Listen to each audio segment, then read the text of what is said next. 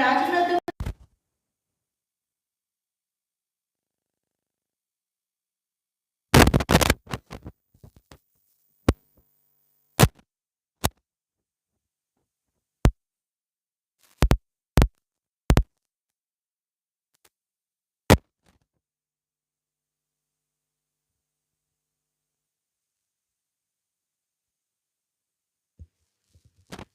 దేవుని నామానికి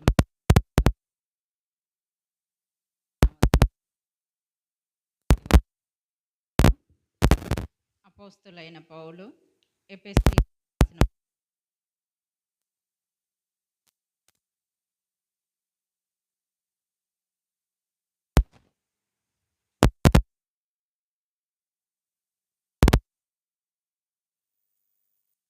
చేసిన నిత్య సంకల్పము చొప్పున పరలోకములో ప్రధానులకును అధికారులకును సంఘము ద్వారా తన యొక్క నానా విధమైన జ్ఞానము ఇప్పుడు తెలియబడవలనని ఉద్దేశించి శోధింపశక్యము కానీ క్రీస్తు ఐశ్వర్యమును అన్యజనులలో ప్రకటించుటకును సమస్తమును సృష్టించిన దేవుని యందు పూర్వ కాలము నుండి మరుగైయున్న ఆ మర్మమును గురించిన ఏర్పాటు ఎట్టిదో అందరికీ తేటపరచుటకును పరిశుద్ధులందరిలో అత్యల్పుడనైన నాకు ఈ కృప అనుగ్రహించెను.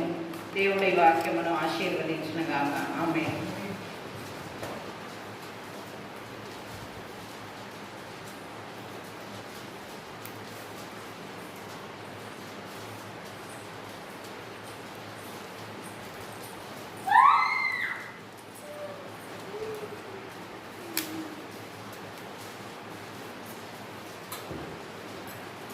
దేవుడు నామానికి మహిమ కలుగుగా.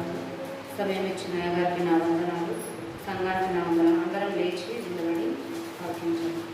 మార్కు సువార్త 16వ అధ్యాయం 15 నుంచి 18 వరకు చదువుతుంది. మరియు మీరు సర్వలోకమునకు వెళ్ళి సర్వ సృష్టికి సువార్తను ప్రకటించుడి. నమ్మి బాప్తిసము పొందినవాడు రక్షింపబడును, నమ్మని వానికి శిక్ష విధించబడును. నమ్మిన వారి వలన ఈ సూచక క్రియలు కనబడును. ఏలయనగా నా నామమున దయ్యములను వెళ్ళగొట్టుదురు, క్రొత్త భాషలు మాట్లాడుదురు, పాములను ఎత్తి పట్టుకొందురు, మరణకరమైనదేది త్రాగినను అది వారికి హాని చేయదు, రోగుల మీద చేతులు ఉంచినప్పుడు వారు స్వస్థత నొందెదరని వారితో చెప్పాను. చదవబడిన వాక్యాన్ని దేవుడు దీవించు.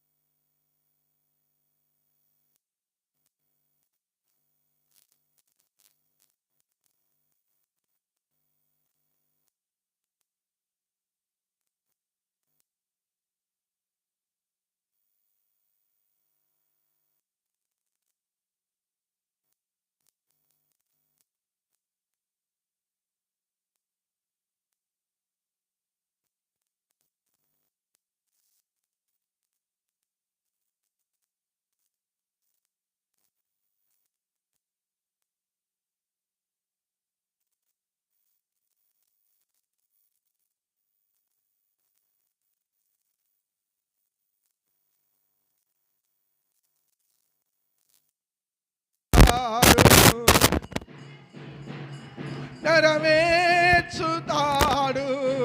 గమ్యం వరకు నన్ను చేర్చుతాడు, నడిపిస్తాడు నా దేవుడు. శ్రమలోనైనా నన్ను విడువడు, నడిపిస్తాడు నా దేవుడు. శ్రమలోనైనా నన్ను విడువడు. దేవుని నామానికి మహిమ కలుగునుగాక. హల్లెలూయా. గడిచిన 2 వారాల నుంచి పరిశుద్ధ ఆత్మదేవుడు సంఘము లేక క్రైస్తవుడు లోకములో ఏమై ఉండాలో అన్న విషయం మీద మనతో చక్కగా మాట్లాడుతున్నారు. ఎన్ని విషయాలు మాట్లాడుకున్నాం మనం? వచ్చిన వారు, గుర్తున్నవారు ఎవరైనా చెబుతారా? 2 పాయింట్ల 3 పాయింట్లు నేర్చుకున్నాం, అవునా? 2 ఏంటిది? 1 లోకమునకు సూపర్గా ఉన్నారు, వేరే ఉండాలి.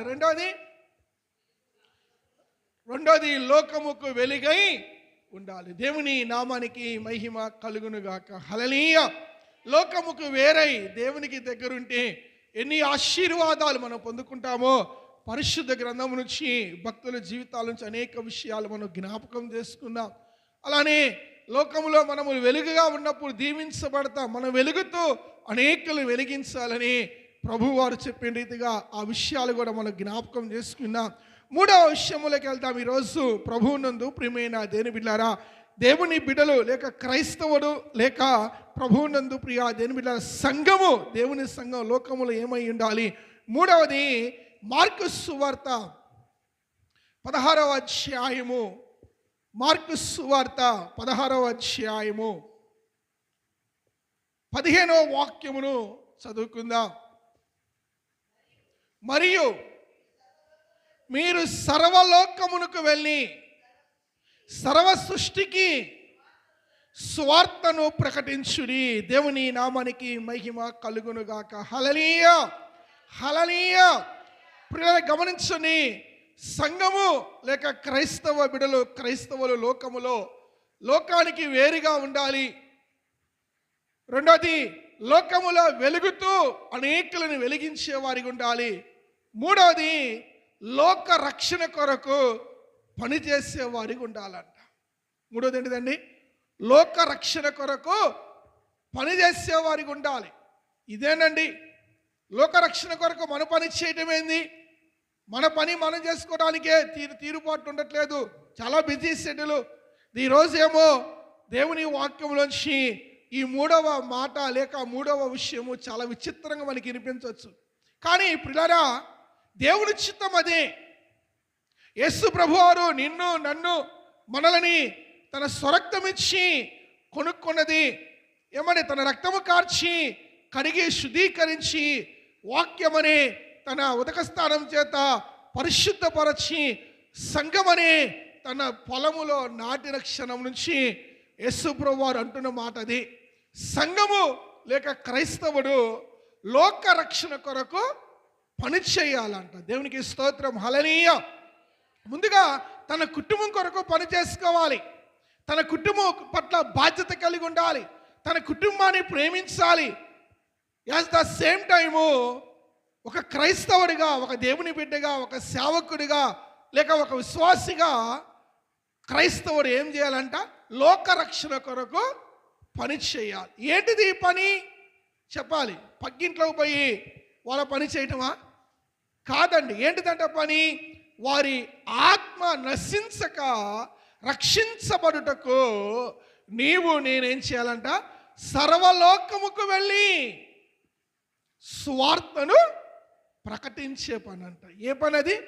సువార్త ప్రకటించే పని. ప్రభువునందు ప్రియమైన దేవుని బిడ్డలారా, సువార్త ప్రకటించటము కష్టతరమైన పనేం కాదు. ఈరోజు చాలా అది ప్రత్యేకంగా చేయాలేమనుకుంటారు. సువార్త పనులన్నీ పక్కన పెట్టి చేయాలేమనుకుంటారు ఈరోజు.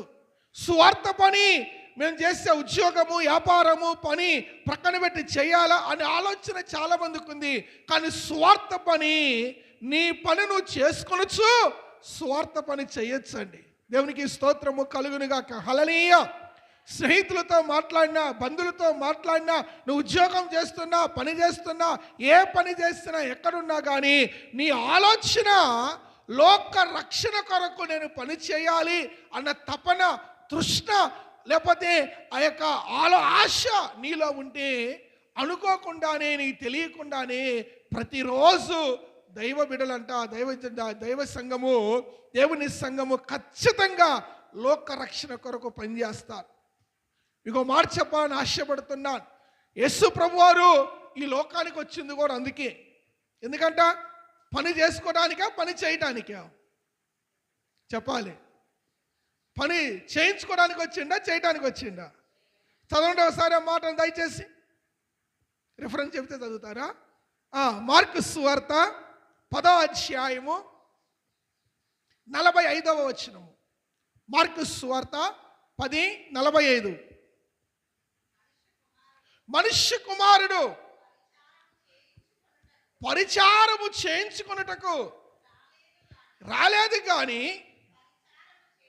పరిచారము చేయుటకుగాను అనేకులకు ప్రతిగా విమోచన క్రయధనముగా తన ప్రాణము ఇచ్చుటకు వచ్చినని నేను. చూశారండి, ఆయన పరిచారము చేయించుకోవడానికి రాలేదు. ఈ లోకాన్ని రక్షించబడాలి, ఈ లోకంలో ఉన్న మనుష్యులు నరకం నుండి తప్పించబడాలి, ఈ లోకంలో ఉన్న మనుష్యులు రక్షించబడాలి. ఏ ఒక్కరు నశించుట ఆయన చిత్తము కాదు. అలానే ఆయన బిడ్డలుగా పిలువబడుతున్న నీవు నేను, దేవుని సంఘముగా పిలువబడుతున్న నీవు నేను, ఈరోజు మనం ఎవరి బాటలో నడవాలి? ఎవరు చెప్పింది చేయాలి? ఆయన చెప్పిందే మనం చేయాలి. ఆయన ఏమంటున్నాడు? ఆయన వచ్చిన ఉద్దేశం ఏంటిదంట? అనేకుల ప్రతిగా క్రయధనము తన్ను తానుగా అర్పించుకున్నాడంట.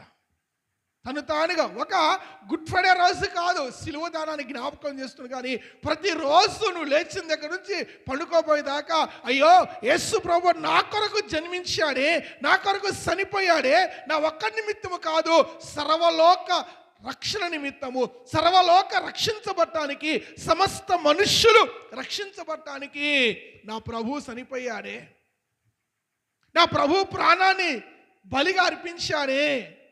ఆయన పరిచారము చేయడానికి వచ్చారు కానీ పరిచారము చేయడానికి రాలేదు.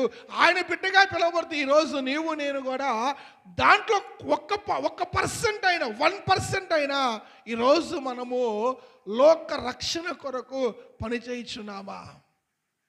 హల్లెలూయా. ఈరోజు క్రైస్తవ సంఘము, క్రైస్తవ బిడ్డలు చాలా బిజీ అయిపోయారు. ఎంత బిజీ అంటే దేవుని కనీసము లోక రక్షణ కొరకు పని చేయటం పక్కన పెట్టు, కనీసం వారిగా వ్యక్తిగత ప్రార్థన గడపలేకపోతున్నారు.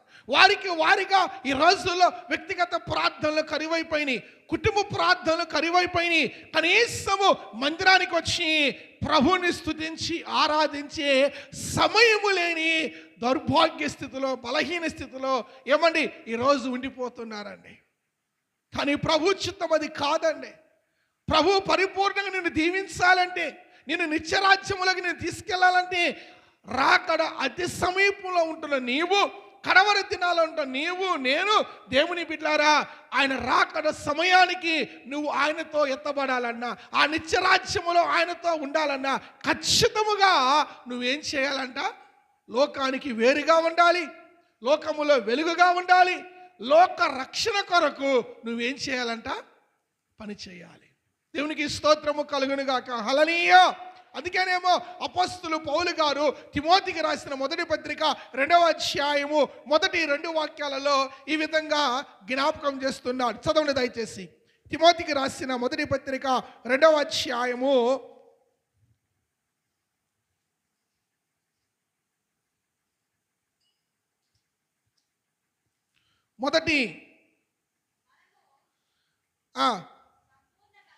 4వ వచనం చదవండి. ఆయన ఏమన్నా మనుష్యులందరూ రక్షణ పొంది సత్యమును గూర్చిన అనుభవ జ్ఞానము గలవారై ఉండవలెనని హెచ్చరించుచున్నాడు. దేవునికి స్తోత్రము కలుగునుగాక. హల్లెలూయా. మనుష్యులందరూ నువ్వు నేను మాత్రమే కాదంట, అందరూ రక్షించబడాలి, అందరూ సంఘానికి రావాలి, అందరూ దేవుని సంధికి రావాలి, అందరూ దేవుని సంఘంలో కలవాలి, అందరూ దేవుని సంఘంలో నాటబడాలి. అంతేగాని నీవు నేను మాత్రమే ప్రార్థన చేసుకుంటే సరిపోదంట, నీవు నేను మాత్రమే ప్రభుని ఆరాధిస్తే సరిపోదండి. నీ బాధ్యత ఏంటో తెలుసా, నువ్వు ఎలా ఉండాలో తెలుసా? ప్రభు అంటున్న మాట చూడండి, ఆ పై 2 వచనాలలో 2వ వచనం దయచేసి 2, 3. రాజుల కొరకును అధికారులందరి కొరకును విజ్ఞాపములను, ప్రార్థనలను, యాచనలను, ఏమంటే కృతజ్ఞతాస్తుతులను చేయవలెనని హెచ్చరించుచున్నాను. ఇది మంచిదియు మన రక్షకుడకు దేవుని దృష్టికి అనుకూలమైన ఉన్నది. దేవునికి స్తోత్రం, హల్లెలూయా. ప్రేమపూర్వకంగా చెప్పట్లా, హెచ్చరిస్తున్నాడంట, వార్నింగ్ ఇస్తున్నాడు. నా ప్రియ కుమారుడా తిమోతి, నువ్వేం చేయాలంట? ప్రార్థించాలి. ఎప్పుడు? ప్రతిసారి నీ కొరకే కాదు, నీ వ్యక్తిగతం కోసం, నీ కుటుంబం కోసం ప్రార్థించాలి, నీ వ్యక్తిగతంగా ప్రార్థించాలి. అన్నిటికన్నా ముఖ్యంగా నువ్వు సుఖంగా, క్షేమముగా, సంతోషముగా నువ్వు ఉండాలనుకుంటే నువ్వేం చేయాలంట? సంఘములో ఏకీభవించి, సంఘములో గడిపి, దేవుని సన్నిధికి వచ్చి అనేకుల నిమిత్తము. యేసు ప్రభువు ఎవరి కొరకైతే చనిపోయాడో, ఎవరి కొరకు జన్మించాడో, ఎవరి కొరకు రక్తం కాచాడో, ఎవరి కొరకు కొరడా దెబ్బలు తిన్నాడో, ఎవరి కొరకు ఆయన ప్రాణాన్ని బలిగా పెట్టాడో, ఆ దేవుని చిత్తము నెరవేర్చటానికి, ఆ దేవుని చిత్తము ప్రకారము నడుచుకోవటానికి యేసు ప్రభువు ఒక మాట అంటాడు. అయ్యా, తల్లియు తండ్రియు సహోదరులు ఎద్దకు వచ్చారంటే ఆయన ఏమంటాడండి? చెప్పాలి. ఎవరు నా సహోదరులు? ఎవరు? నా తల్లి తండ్రి. ఎవరంట సహోదరులు? ఎవరంట తల్లి తండ్రి? ఎవరైతే నా తండ్రి చిత్తము చేస్తారో వారు మాత్రమే నా సహోదరులు, వారు మాత్రమే నా తల్లియు తండ్రి. గమనించండి, ఇప్పుడు దేవుని బిడ్డగా పిలువబడుతున్న నీవు ఆయన చిత్తము చేసినప్పుడే, ఆయన చిత్తానికి లోబడినప్పుడే, ఆయన చిత్తానుసారంగా జీవించినప్పుడే, ఆయన చిత్తానుసారంగా మనం బ్రతికినప్పుడే నువ్వు దేవుని బిడ్డ అవుతావు, లేక దేవుని సంఘములో, లేకపోతే దేవుని సంఘంగా మార్చబడతావు. దేవుని ఆశీర్వాదాలు మన మీదకి వస్తాయి. అలా కాకుండా ఏదో నామకాస్తిగా నేను క్రైస్తవుని, దేవుని సంఘముతో పిలువబడుతున్నాను, లేకపోతే విశ్వాసిగా పిలువబడుతున్నాను, సేవకుడిగా పిలువబడుతున్నాను అంటే నామకాస్తిగా ఉంటే ఏ విధమైన ప్రయోజనము లేదండి.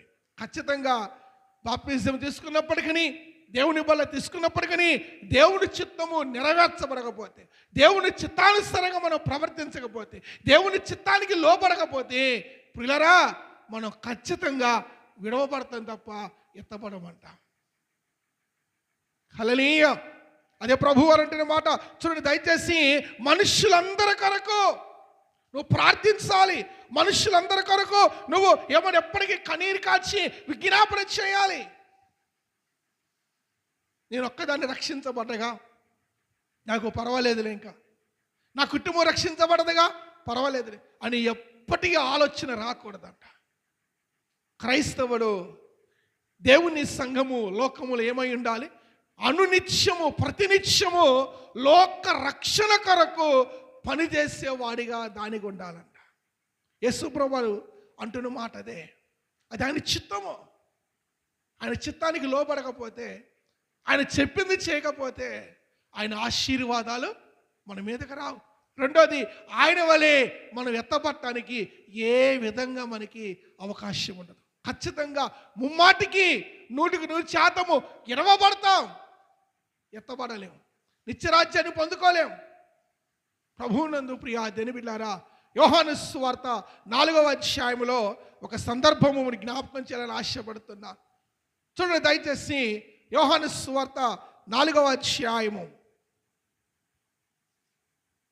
28వ వచనం, 28, 29. యోహాను సువార్త 4వ అధ్యాయము 28, 29. ఆ స్త్రీ తన కుండను విడిచిపెట్టి ఊరిలోనికి వెళ్ళి, మీరు వచ్చి నేను చేసినవన్నీ నాతో చెప్పిన మనుష్యులు చూడుని, ఈయన క్రీస్తు కాడా అని ఆ ఊరి వారితో చెప్పగా దేవునికి స్తోత్రము కలుగునుగాక. హల్లెలూయా. ఎవరండి ఈమె? సమరయ స్త్రీ. సమరయ స్త్రీ.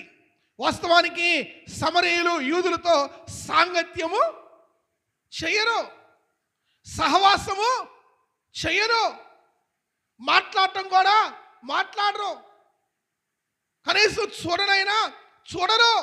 ఎందుకంటే సమరయులు యూదులు చాలా వ్యత్యాసంగా ఉంటారు.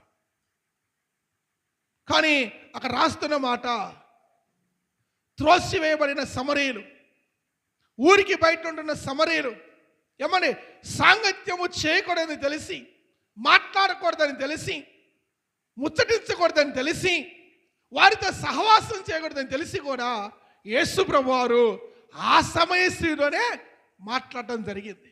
ఎందుకు? యేసు ప్రభువారు వచ్చిన ఉద్దేశం ఏంటిది? ఒక యూదులొక్కలే రక్షించబడాలనే. ఏమండి? యూదులకు రక్షించబడటం దేవుని చిత్తము కాదు. లేకపోతే మన కులపోలు, లేకపోతే మనోళ్ళు, మన బజారాళ్ళు, లేకపోతే మన ఊళ్ళోలే, అది కాదు దేవుని చిత్తము. నీ చుట్టూ కంటికి కనిపిస్తున్న ప్రతి మనుష్యుడు వాడు రక్షణ కొరకు నువ్వు పని చేయాలంట. వాడు రక్షించబడటానికి నువ్వు ఏమన్నా చేయాలి? ప్రార్థన చేస్తావా? స్వార్థ చెబుతావా? ఉపవాసం ఉంటావా? వారి కొరకు ఏదైతే నువ్వు చేయగలుగుతావో ప్రతిదీ చేయగలిగిన, ప్రతిదీ శక్తి లోపము లేకుండా నీ కంటికి కనిపిస్తున్న మనుష్యుడు రక్షించబడుటకు నీ వంతు నువ్వు పని చేయాలంట. అలా పని చేయని ఎడలా నువ్వు దేవుని చిత్తానికి లోబడినట్టే, నిత్యరాజ్యాన్ని పోగొట్టుకున్నట్టే, దేవుని ఆశీర్వాదాన్ని చేతులారా చేజార్చుకున్న దాని అయిపోతావు, చేజార్చుకున్న వాడు అయిపోతావు. ఇక్కడ సమరయ స్త్రీ ఎప్పుడైతే యేసు ప్రభు యొక్క బోధ ఎన్నదో, ఎప్పుడైతే యేసు ప్రభు వారిని నమ్మి విశ్వసించి రక్షణ పొంది ఆమె చేస్తున్న మొదటి పని ఏంటిదంట? తన చేతిలో ఉన్న కుండను విడిచిపెట్టింది. బైబిల్ వేదాంత పండితులు చెబుతున్న మాట, ఆ కుండ పాపానికి గుర్తుకుందంట. దేనికి గుర్తుంది? పాపానికి గుర్తు. వాస్తవానికి ఆ సమరయ స్త్రీ అంత ముందు అదే పనిలో ఉంది, పాపములోనే బ్రతుకుతుంది. ఆమె జీవితం కూడా పాపపు జీవితమే. కానీ యేసు ప్రభువారు ఆమె దగ్గరకు వచ్చాక, యేసు ప్రభువారు ఆమెతో మాట్లాడాక, యేసయ్య ఆమెతో ఏమండి దర్శించి ఆమెతో మాట్లాడాక ఆమె రక్షించబడింది. యేసయ్యను సొంత రక్షకుడిగా అంగీకరించింది. యేసయ్యను ఏమని తన హృదయములో ఆహ్వానించుకొని తన పాపం నుంచి విడుదల పొందుకున్న ఆ స్త్రీ ఏం చేసిందంటే ఆ కుండని విడిచిపెట్టిందంట. విడిచిపెట్టి ఎక్కడికి వెళ్ళింది? రాయబడుతున్న మాట, ఆ స్త్రీ తన కుండని విడిచిపెట్టి ఊరిలోనికి వెళ్ళి. ఈరోజు ఎందుకు చాలామంది స్వార్థ పని చేయలేకపోతున్నారు తెలుసా? ఈరోజు ఎందుకు చాలామంది లోక రక్షణ కొరకు పని చేయలేకపోతున్నారు తెలుసా? ఈరోజు ఎందుకు అనేకులు ఇంకా సర్వలోక పాప మర్యాద దేవుని గొర్రెపిల్లగా వచ్చిన యేసయ్య చిత్తానికి ఎందుకు లోబడలేకపోతున్నారంటే పాపాన్ని వాళ్ళు ఇంకా విడిచిపెట్టలేకపోతున్నారు. హల్లెలూయా. పాపాన్ని విడిచిపెట్టలేకపోతున్నారు. కానీ ఆ స్త్రీ పాపానికి సాదృశ్యం ఉన్న ఆ కుండను ఏం చేసింది? విడిచిపెట్టి ఊర్లోకి వెళ్ళింది. అలానే చేతిలో ఉంచుకొని పోలా. కానీ ఈరోజు పాపమును దగ్గర పెట్టుకుంటున్నారు, పాపముతో ఉంటున్నారు కాబట్టి, పాపాన్ని లోపల పెంచి పోషిస్తున్నారు కాబట్టి ఈరోజు ప్రార్థించలేకపోతున్నారు. ఈరోజు ఏమండి దేవుని సన్నిధిలో లోపడలేకపోతున్నారు. ఈరోజు దేవుని చిత్తానుసారంగా బ్రతకలేకపోతున్నారు, దేవుని చిత్తానుసారంగా జీవించలేకపోతున్నారు. అంత మాత్రమే కాదు, లోక రక్షణ కొరకు వాళ్ళు పని చేయలేని స్థితిలో ఉంటున్నారు. వారి కొరకు వారే నిత్యము పని చేసుకుంటారే తప్ప దేవుని చిత్తమైన యేసు ప్రభువు వచ్చిన ఉద్దేశాన్ని ఒక్కరు కూడా ఆచరణలో పెట్టలేకపోతున్నారంట. హల్లెలూయా. చూడండి, అందుకే సంఘము లోకములో ఏమై ఉండాలంట? లోక రక్షణ కొరకు పనిచేసేవాడికి ఉండాలి. నేను రక్షించబడ్డక చాలే, ఇంకా నాకు గ్యారంటీ నిత్యరాజ్యం, పరలోక రాజ్యం అని మనతో సంతృప్తి చెందకూడదంట. ఎప్పుడైతే లోక రక్షణ కొరకు నువ్వు పని చేస్తావో నీతో పాటు అనేకులు ఆ సంఘానికి వస్తారు. ఆ సంఘము నింపబడిద్ది, ఆ సంఘము ఆశీర్వదించబడిద్ది. అలాగ నీ ద్వారా అనేకులు రక్షించబడ్డప్పుడు ఆ దైవాశీర్వాదము నువ్వు అడగక ముందే నీకు కావలసినన్నీ కూడా నీ పాదాల దగ్గరకు వచ్చేస్తాయి అంట. ఈ చిన్న పని చేయలేక ఈరోజు దేవుని ఆశీర్వాదాన్ని చేతులు ఆరపోగొట్టుకుంటున్నారు. ఏమండి? అందుకే యేసయ్య ఏమన్నాడు? ప్రభువా ప్రభువా అని పిలుచువాడు చెప్పాలి, నా రాజ్యానికి పాత్రుడు కాదు. ఎవరైతే నా తండ్రి చిత్తం నెరవేరుస్తారో వారే నా రాజ్యానికి పాత్రులు. మందిరానికి రాకుండా, మందిరములో ప్రభుని గణపరచకుండా, ప్రార్థన చేయకుండా, మందిరంలో ఉన్న క్రమాన్ని పాటించకుండా, చెప్పిన మాటకు లోబడకుండా బయటికి వెళ్ళి ఇంటి దగ్గర ప్రభువా ప్రభుని కేకలేస్తే ఉపయోగం ఉందా అమ్మా? ఉపయోగం ఉందా? లేదు. ఆయన చిత్తం ఏందో గ్రహించు. అందుకే అపోస్తలుడు పౌలు గారు ఏమన్నారు? ఎఫెసీయులకు రాసిన పత్రిక 5వ అధ్యాయము 15, 16, 17 వచనాలు ఉంటుంది.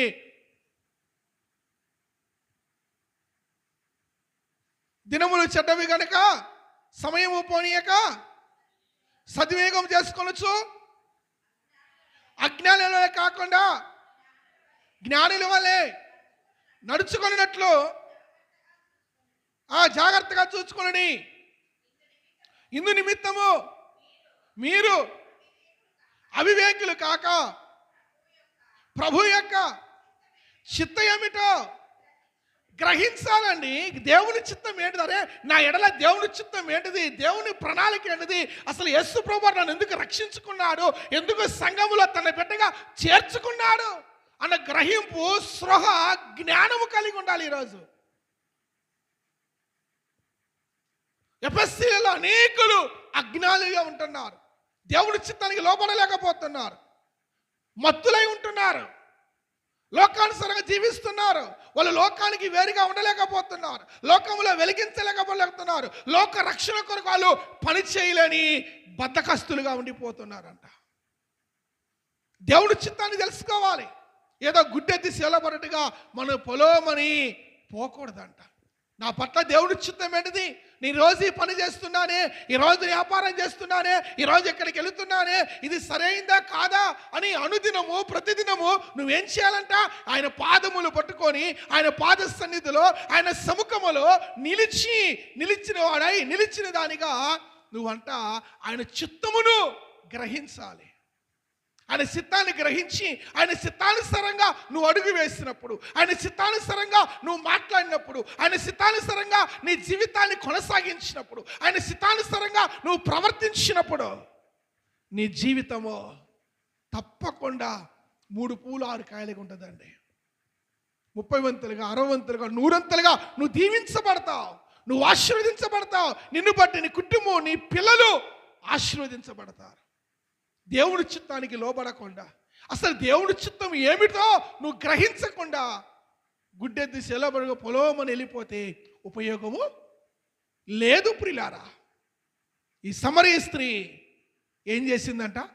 నేను ఒక్కదాన్ని రక్షించబడలే, నా పాపం కడిగేసుకునగా, నా పాపం తొలగిపోయిందిగా, నేను పరిశుద్ధమైన దానికి మార్చబడ్డాను, నాలో ప్రభు వచ్చి ఉన్నాను, నా పాపం కడగబడింది, ఇంకా చాలు అని అనుకుందా? లేదంట. తన పాపాన్ని విడిచిపెట్టి, తన పాత జీవితాన్ని విడిచిపెట్టి, ఇగో అయ్యో నా ప్రజలు, అయ్యో నా ఊరి ప్రజలు, అయ్యో నా బంధువులు, అయ్యో నా స్నేహితులు వాళ్ళు నశించిపోతున్నారు. వాళ్ళ దగ్గరికి వెళ్ళిపోయింది, ఊళ్ళోకి వెళ్ళిపోయింది. వెళ్ళిపోయి ఆ ఊరు ప్రజలందరితో చెప్పిందంట. పాపాన్ని విడిచిపెట్టాక ఎవరైనా ఆ మాట నమ్ముతారు. ఒకవేళ ఆ కొండ చేత పట్టుకొని పోయిందనుకో, ఆ మాట నమ్మేవాళ్ళు కాదేమో. వెళ్ళే ముందు ఏం చేసిందంట? కుండను ఎత్తుకొని పోలా. బాగా గమనించండి. పాపానికి గుర్తుగా ఉన్న కుండను తను చేత పట్టుకొని పోలా. ఏం చేసింది? ఆ కుండను అక్కడే విడిచిపెట్టింది. ఈరోజు నువ్వు లోక రక్షణ కొరకు పని చేయాలంటే నీలో ఉన్న పాపాన్ని విడిచిపెట్టు. వీళ్ళు పాపాన్ని విడిచిపెట్టరు కాబట్టి మోకరించి ప్రార్థన చేయలేకపోతున్నారు. పాపము జోలికి ఏమని ఉండలేకపోతున్నారు కాబట్టి వీళ్ళు దేవుని సన్నిధిలో గడపలేకపోతున్నారు. ప్రభువునందు ప్రియమైన దేవుని సంగమా, సమరీ స్త్రీ అలా లేదంట. తన బట్టి అక్కడున్న ఆ సమరయ పట్టణంలో ఉన్న బిడ్డలందరూ కూడా, మీరు చదువుకుంటే దయచేసి అక్కడ చూద్దాం, దయచేసి చూడండి. 30వ వచనం, 39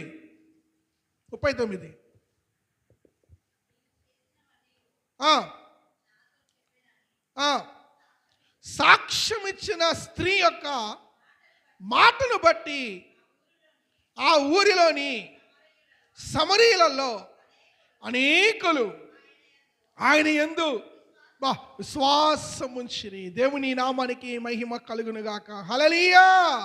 ఎవరంట సాక్ష్యం ఇచ్చింది? యేసుప్రభు వారు ఇచ్చిందా? చెప్పాలి. ఎవరైతే నీ వలే నా వలే ప్రభు వాక్యము తెలుసుకొని వాక్యము గ్రహించి వాక్యముతో రక్షించబడిన ఆ సమరీ స్త్రీ వెళ్ళి ఆ ఊళ్ళో వాళ్ళకి సాక్ష్యం ఇచ్చింది. సువార్త పని అంటే అదేనండి. అక్కడ రాయబడుతున్న మాట ఆమె ఏమన్నది? మీరు వచ్చి నేను చేసినవన్నీ నాతో చెప్పిన మనుషుణ్ణి, నేను చేసినవన్నీ గతంలో ఏమై ఉన్నానో, నా ప్రియమైన సహోదరి సహోదరులారా, గ్రామ ప్రజలారా, మీరందరూ నా జీవితం, నా గురించి మీకు తెలుసు. గతంలో ఎలా ఉన్నానో, ఇప్పుడు ఎలా ఉన్నానో, ఇగో నా గురించి భవిష్యత్తు చెప్పిన ఆ మనుషుణ్ణి, నా పాపమును కలిగిన మనుష్యుణ్ణి, ఆ సాక్ష్యము చెప్పినప్పుడంట అనేకులు దేవుని యందు విశ్వాసం ఉంచారు. ఈరోజు ఆ సాక్ష్యము చెప్పలేని నిస్సహాయ స్థితిలో ఉండిపోతున్నారు. హల్లెలూయా, హల్లెలూయా. దేవుడు ఏ మేలైతే చేసి ఉన్నాడో, దేవుడు ఏ కార్యమైతే నీ ఎడల చేసి ఉన్నాడో, దేవుడు ఏ ఉపకారము ఏ రీతికి రక్షించుకున్నాడో, రక్షించుకున్న నిన్ను ఏ రీతిగా దేవుడు నిన్ను ఇప్పుడు నడిపిస్తున్నాడో ఆ విధానాన్ని చెప్పలేని స్థితిలో ఉంటున్నారు. సాక్ష్యము చెప్పినప్పుడు, ఆ పని చేసినప్పుడు నిన్ను బట్టి అనేకులు సంఘానికి వస్తారు. నిన్ను బట్టి అనేకులు వాళ్ళు రక్షించబడతారు. నిన్ను బట్టి అనేకులు చీకట్లో ఉంటున్న వారు ఏమండి రక్షణ మార్గంలోకి వస్తారు. యోధా పత్రికలో ఒక చక్కటి మాట ఉంటుంది, చూడండి దయచేసి. యోధా పత్రిక 1వ అధ్యాయము 22-23 వచనాలు. 22-23 వచనాలు. యోధా పత్రిక. అయ్యా, కనికర చూపుడి, అగ్నిలో నుండి లాగినట్లు కొందరిని రక్షించుడి. ఏమండి, అగ్నిలో లాగినట్టుగా ఏం చేయాలంట? కొందరిని రక్షించాలి. వాళ్ళు అగ్నిలో పడిపోతున్నారు, సాతానికి దగ్గర అవుతున్నారు, పాపానికి దగ్గర అవుతున్నారు. మీ కళ్ళ ముందు ఎవరైనా పిల్లలు నిప్పుల్లోకి వెళ్తున్నారనుకో, పోబాకు అంటారు. ఏం చేస్తారు? చిన్నపిల్లలు నిప్పులు పొయ్యింది, అక్కడ నిప్పులు మంట మండుతుంది, అగ్ని మండుతుంది, వాళ్ళు వెళ్ళిపోతున్నారు గబగబా తెలియక. అప్పుడు ఏం చేస్తారు? దూరం ఉండి మీరు ఏయ్ పోబాకమ్మాయి, పోబాక్ అంటారా? ఏం చేస్తారు? చెప్పాలి, చెప్పం, గట్టిగా చెప్పు. వద్దని చెబుతారు. ఏం చేస్తారు? వాళ్ళు పోతూనే ఉన్నారు, మీ మాట వినిపించుకోకుండా. ఏం చేస్తారు అప్పుడు మీరు? పక్కకి ఏమైంది చిన్న లాగుతారా? అవాంతంగా వచ్చి లాగి వదిలేస్తారా? చెప్పాలి. బలవంతంగా పోయి లాగి యువతలు పెడతారు. అక్కడ చదువు మాటకు అర్థం అదే. కొందరిని ఏం చేయాలంట? అగ్నిలో నుండి లాగినట్లుగా కొందరిని రక్షించుడి. శరీర సంబంధమైన వాటి అపవిత్ర ప్రవర్తన ఏమాత్రము ఒప్పుకొనకుండా దానిని అసహించుకొనొచ్చు భయముతో కొందరిని కరుణించుడి. కొందరు రక్షించాలన్నప్పుడు, కొందరిని ఏమని నువ్వు సువార్త ప్రకటించాలన్నప్పుడు అక్కడ వాళ్ళు అపవిత్రతో ఉంటారు, పాపంతో ఉంటారు. అయితే వారిలో ఉన్న పాపము అపవిత్రత ఏమండి వారు అది అంటనీయకుండా, దానిలో నువ్వు పడిపోకుండా వారిని ఏం చేయాలంట? కరుణిస్తూ, వారి పట్ల దయ చూపుతూ వారిని ఏం చేయాలంట? సంఘములోనికి తీసుకురావాలంట. హల్లెలూయా, హల్లెలూయా. అంతేగాని వాడు సత్యసత్యులు నాకెందుకులే అని ఎప్పుడు వారిని విడిచిపెట్టకూడదు. అగ్నిలో లాగినట్లుగా. ఏ విధంగా నువ్వు చెప్పిన వినకపోయినా స్పీడ్కి వెళ్ళిపోయి కబకపోయి ఆ పిల్లని పక్కకు లాగుతా తీస్తారో, నశించిపోతున్న వారిని, పాపములో పడి మగ్గిపోతున్న వారిని అంట అలాగా లాగి దేవుని సంఘంలో వేయాలంట. అందుకే పౌలు గారు ఒక మాట అంటాడు, చూడండి దయచేసి. ఫిలిప్పీలకు రాసిన పత్రిక 2వ అధ్యాయము 21వ వచనము. 2వ అధ్యాయము ఫిలిప్పీలకు రాసిన పత్రిక 2:21. అందరూ తమ సొంత కార్యములే చూచుకొనుచున్నారు కానీ యేసుక్రీస్తు కార్యములు చూడరంట. అందరూ అని రాయబడుతుంది అక్కడ. ఈరోజు మందిరానికి రాని వాళ్ళు కూడా ఎవరి కార్యాలు చేస్తున్నారు, ఎవరి పనులు చేస్తున్నారంట? వారు సొంత పనులే చూసుకొని వచ్చున్నారు, రవ్వంత భయం లేకుండా. అయ్యో ఈరోజు ప్రభు వల్ల నెలలో ఒకసారి దేవుని ఏమండి, ఒకవేళ అనారోగ్యరీత్యా ఒళ్ళు బాగలేక, ఏమండి కాలు బాగలేక అనారోగ్యరీత్యా ఉండిపోయినా వేరు, కానీ దేవుని పరిశుద్ధ బలను చేతులారా పోగొట్టుకుంటున్నారంటే నిజంగా వీళ్ళు అశ్రద్ధతో ఉన్నారా, బలహీనంగా ఉంటున్నారా, లేకపోతే ఆనాడు ఇశ్రాయేలు వలె ఏమండి మూర్ఖ జనులుగా మిగిలిపోతున్నారో నాకు అర్థం కావట్లేదు. దేవుని నామానికి మహిమ కలుగును గాక. హల్లెలూయా. కలుగడుకుంటా పెళ్ళి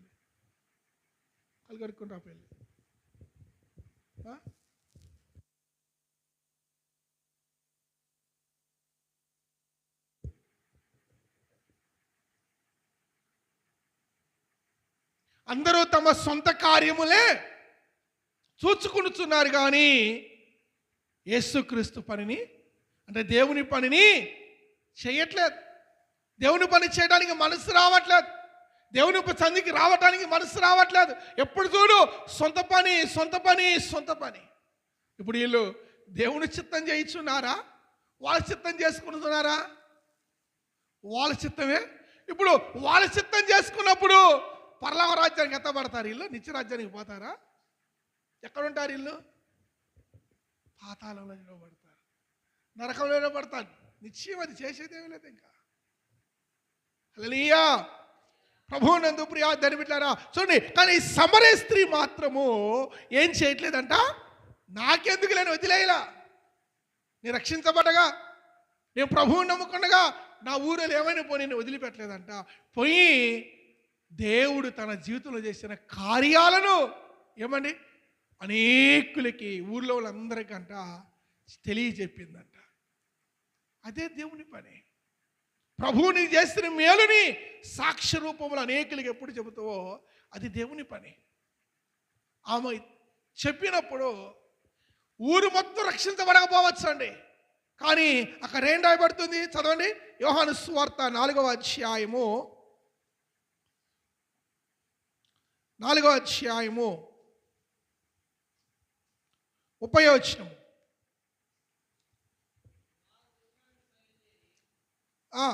39. నేను చేసినవన్నీ సాక్ష్యం ఇచ్చిన స్త్రీ యొక్క మాటలను బట్టి ఆ ఊరిలోని సమరీలలో అనేకులు, మాకు గమనించండి, ఇప్పుడు అక్కడ ఒక 100 మంది ఉండొచ్చు, 100 మంది రక్షించబడవచ్చు, 100 మంది వినకపోవచ్చు, కనీసం ఒక 50 మంది అయినా నీ మాటలు వింటారు. సగం మంది అయినా నీ మాటలు వింటారు. సగంలో సగం మంది అయినా నీ మాటిని యేసయ్య దగ్గరకు వస్తారు, రక్షణలోకి వస్తారు. చీకటి వెలుగుకి వాళ్ళు తేడా తెలుసుకుంటారు, సత్యముకు అసత్యానికి తేడా గ్రహిస్తారు. వాళ్ళు గ్రహించాలంటే, వాళ్ళు నీ మాట వినాలంటే నువ్వేం చేయాలి? సాక్ష్యం చెప్పే ముందుగా పాపపు కొండను విడిచిపెట్టాలి. హల్లెలూయా. పాపపు కొండను నెత్తినట్లా పెట్టుకొని నువ్వు సాక్ష్యం చెప్పితే ఎవడా సాక్ష్యాన్ని వినడం? నువ్వు అబద్ధాలు ఆడతా, అబద్ధం ఆడొద్దంటే ఏంటాడు ఎవరైనా? ఏంటడా? ఏంటో నువ్వు దొంగతనం చేస్తా, నువ్వు దొంగతనం చేయొద్దురంటే వాడు తింటడా? వాడు ఏంటో. నువ్వేమో ఎప్పుడు చూసినా చెడ్డ మాటలు మాట్లాడతా, నువ్వు చెడ్డ మాటలు మాట్లాడబాగురంటే వాడు ఏంటడా? నువ్వు ఎప్పుడు చూసినా నోటి బూతులతో మాట్లాడతా, నువ్వు బూతులు మాట్లాడ వాడు ఏంటడా? ఏంటో. నువ్వు ఫస్ట్ ఏం చేయాలి? నీలో ఉన్న పాపాన్ని విడిచిపెట్టాలి, నీలో ఉన్న పాపపు ఆలోచన విడిచిపెట్టాలి. ఆ స్త్రీ ఏం చేసింది? ఊళ్ళోకి పోయి సాక్ష్యం చెప్పేదానికన్నా ముందుగా తనలో ఉన్న పాపపు కొండను పగలగొట్టింది. హల్లెలూయా. రెండోది ఎస్తేరు గ్రంథము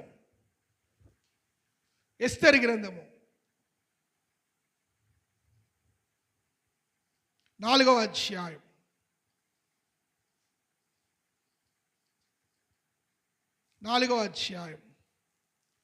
16వ వాక్యము.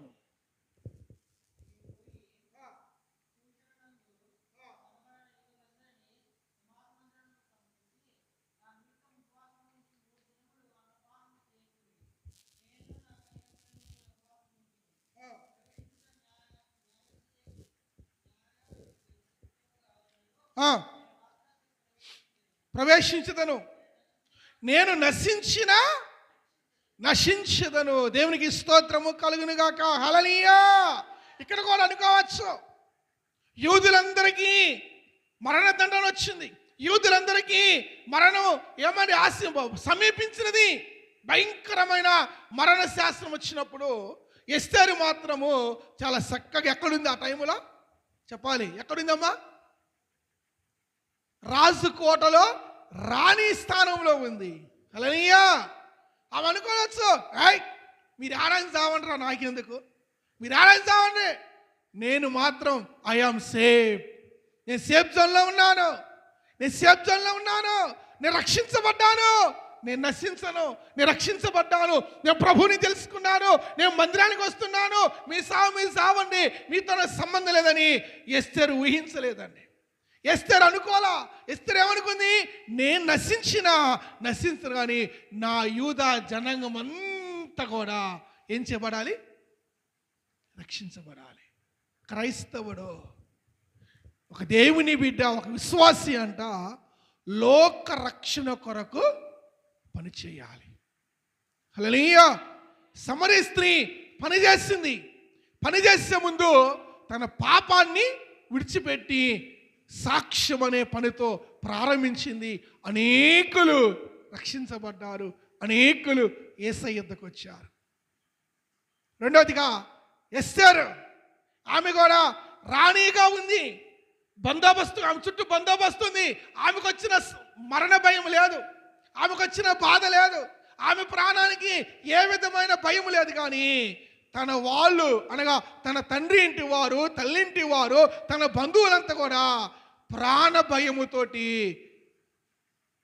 భయపడుతూ ఉన్నారు. అలాంటి సమయంలో నా వాళ్ళు ఏమైపోతే నాకెందుకులే, నా ఊళ్ళో వాళ్ళు ఏమైపోతే నాకెందుకులే, నా తండ్రి ఇంటి వాళ్ళు ఏమైపోతే నాకెందుకులే, నా బంధువులు ఏమైపోతే నాకెందుకులని ఎస్తేరు అనుకోలేదంట. ఏమనుకుంటుంది? అక్కడ అంటున్న మాట, నేను నశించదను.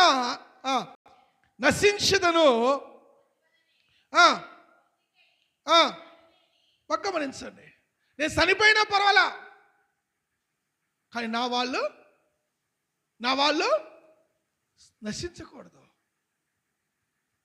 చూడండి, దేవుని యొక్క ఆత్మ నడిపింపు ఎలా ఉందో చూడండి.